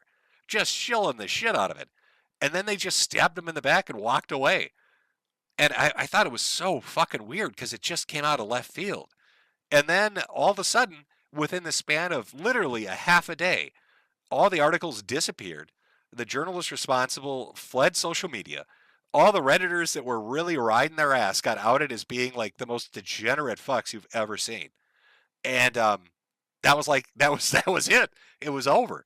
And I found that really fascinating because you have to understand, like, the majority of time that I've been on the internet, the majority of time that I made videos, for a good decade, all I ever saw were people getting their shit pushed in and it never being able to be recovered. Once the mainstream media, once a journalist, once a large mob of cancel culture fucks had fixed sights on you, you were done. There was no coming back. You could not fix it. And that's the shit that was over our heads, like the sword of Damocles. Do I get big enough to attract their attention, or what am I doing here, kind of thing. But to watch Kirsche turn it around was kind of amazing, and to see how quickly it stopped. Like once they said, "I'm not taking your shit," and I'm gonna come after the journalist, it just stopped. So that's what got my attention. That's why I found it really fucking entertaining. Because it is nice to see that position and that power they wielded is gone. I don't know if you've noticed this, but you can go on Twitter, X now, right? And you can talk shit about Keffels and Trunshine, and your account won't get taken down. Keffels was going after Josh and Kiwi Farms really hard. And they started posting like his family's information. And Keffels, the piece of shit they are, the con artists they are, started posting information about Josh's mom. Like it had something to fucking do with their argument. And I called Keffels out on this. I started shitting on them. And I lost my account because of that. And, that wasn't that long ago. But things have really changed. They've really turned a corner. That's why I'm a lot more optimistic about things for people. I think you guys have a much more open playing field to create the kind of shit you want and to say what you want. And it's nice seeing examples of it, I guess is what I'm getting at. From Nanya, Pepper Reaper, I'm from the People's Republic of Massachusetts. It's a shithole. There's a lot of schools pushing political crap at the expense of learning. From Kelsey. Oh, no, I didn't read that one. Sorry. Kyler, to be fair, synthetic. Oh, we read that one earlier. Mario Carter, the future of warfare is world leaders tweeting AI-generated shitposts at each other until one gets ass mad enough to demand they fight in real life. And the future is now. From Song of Sickness. Hey, Jim. Bought a hat for my hat and accidentally left it at the airport in Singapore on my way to Europe. On the return leg, I saw one of the janitors wearing it. I ain't even mad. They're not even going to know what it is. They're going to get accosted one day and be like, you listen to that asshole? Be like, what? From Kenya. Finally get to take a vacation for the first time. Never been on a plane and I'm flying 28 hours, but at least I'll have fun for once. Well, enjoy your vacation. 28-hour flight, though. Holy shit. You're going to be jet-lagged as fuck. From Alex. Kirsche is the biggest Jimaboo She's gonna goon insane to this. From Sean, Jim and Kirsche team up is a villain arc we needed. From Geeky, hey bro, glad to see you so often. How do I wear the Bully of the Week jacket without getting stares? Moon Cricket sweater's even harder to wear. You just gotta act like you're not wearing it. Just put that shit on and walk right. Just don't even give a shit. You gotta have the swagger in your step. From Uncle Hall, before we start the Kirsche collab, do you think that the Iran strike proves we live in a furry-occupied government and that it was actually retaliation for Kiro the Wolf? Well, that is true. It was Iranian super hackers that got the zoophiles busted. Maybe, maybe they've infiltrated the American government and got those 3 strikes to go through. From NPC, hello Jim. I want a show for my friend Maddie for nicecrew.tv. Basically, it's a less gay version of Rumble. Give it a shout out or shot someday, Hatman. By the way, why the hell is Gaff spying on you? Gaff is spying on me. Using Post, heard it from Rand's stream, and it's quite creepy monitoring your user activity. I don't know. You mean he's following me on Twitter? Maybe. I don't know what's creepy about that. Maybe he's looking for updates. You've got to remember the group of guys that swatted me, right, is connected to the same people that hacked and went after Chudbuds and Claire, and also tried to hack and go after Post and Graph. And so for a couple days there, I was actually posting updates about that because the Department of Justice sent me letters repeatedly, like week after week, about the progress of the trial because I was in their, what is it, like the victim notification program or whatever the hell it is. So that's more than likely why. Because these people fucked with a lot of people and now they're all going to prison. From the Clamshell, Turtle Shell Foundation, from Josh Sketch. She's still on, and if you haven't covered it yet, I want to ask you and Kirsch's opinion on the Cinder situation 2 months back. Yeah, if I'd seen this, I would have asked a little more in depth. We kind of touched on it a little bit, but not a ton. From Evenshade, you know, Jim, gotta say it's pretty rude of Kirsche to cuck Pippa like this. Glad you're still with us, Jim. God bless the humble hat salesman, and God bless the buttered fox. From Joe, Anti-Bully Brigade member reporting in, Dr. Jonathan Schittinger, great name by the way. Man, I love piss. Don't we all, Doctor? From Doctor again. You wily little shit. I missed your last 2 streams because I worked Sundays. Not quite important. What is important is some Soyjack Pippa mod muzzled me for asking the AQ that flea-bitten varmint better pay what she owes, Jim. She's less than 100k subs from the wagered total. Oh, that's very true. From Brave Sheba, good to see you around, Jim. Metokur Kirsche mix intro was awesome. Well, that was one coming from, I believe, was it a user or a mod of Kirsche's? From Sildurian, Brutal Americanism. From Peg, sad of my cat Biddy. I'm gonna buy him a hat for his hat for my a hat for my hat for the hat of a cat. Well, there we go. I Dr. Seussed it. All right. Well, we've gone through the Cash App and the Ko-Fis. Thank everybody for coming out. Hopefully, if you walk away from the stream with anything, walk away with the knowledge that we are all dirt poor and we should have been anime VTubers. What the fuck have we done with our lives? Sweet Jesus. $160,000 in merchandise. What is going on? Oh, I've gone into the wrong fucking profession. Oh my God. Oh, sweet Jesus. Oh, it's that existential dread. It's that existential dread kicking in. Oh, I thought I was doing amazing when I was back on Patreon in the day, doing like $3,000 a month, 160,000. Oh, she's like, oh, I paid 100,000 in taxes. You know, normal. What? Well, you paid how much in taxes, Jesus? Oh, sweet God. Oh, sweet Jesus.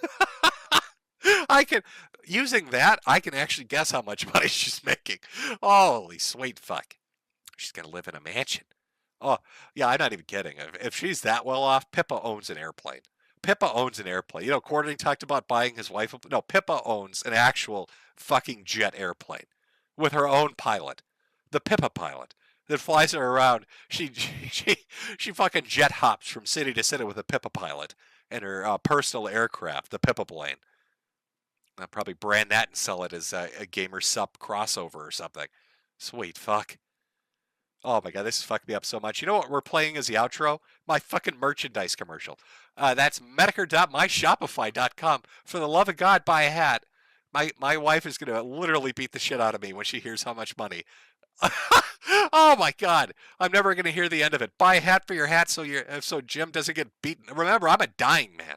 I can't take a beating from my wife. For the love of Christ, buy a hat and have a great week. By buying a goddamn American capitalist hat. Oh, gotta use that USA dollars to do it. Where are you gonna do that, you ask? Well, you don't really ask, but I'm gonna show you anyway. Fuck you. I'm gonna show you anyway. Oh, look at those hats. Quality fucking hats, ladies and gentlemen.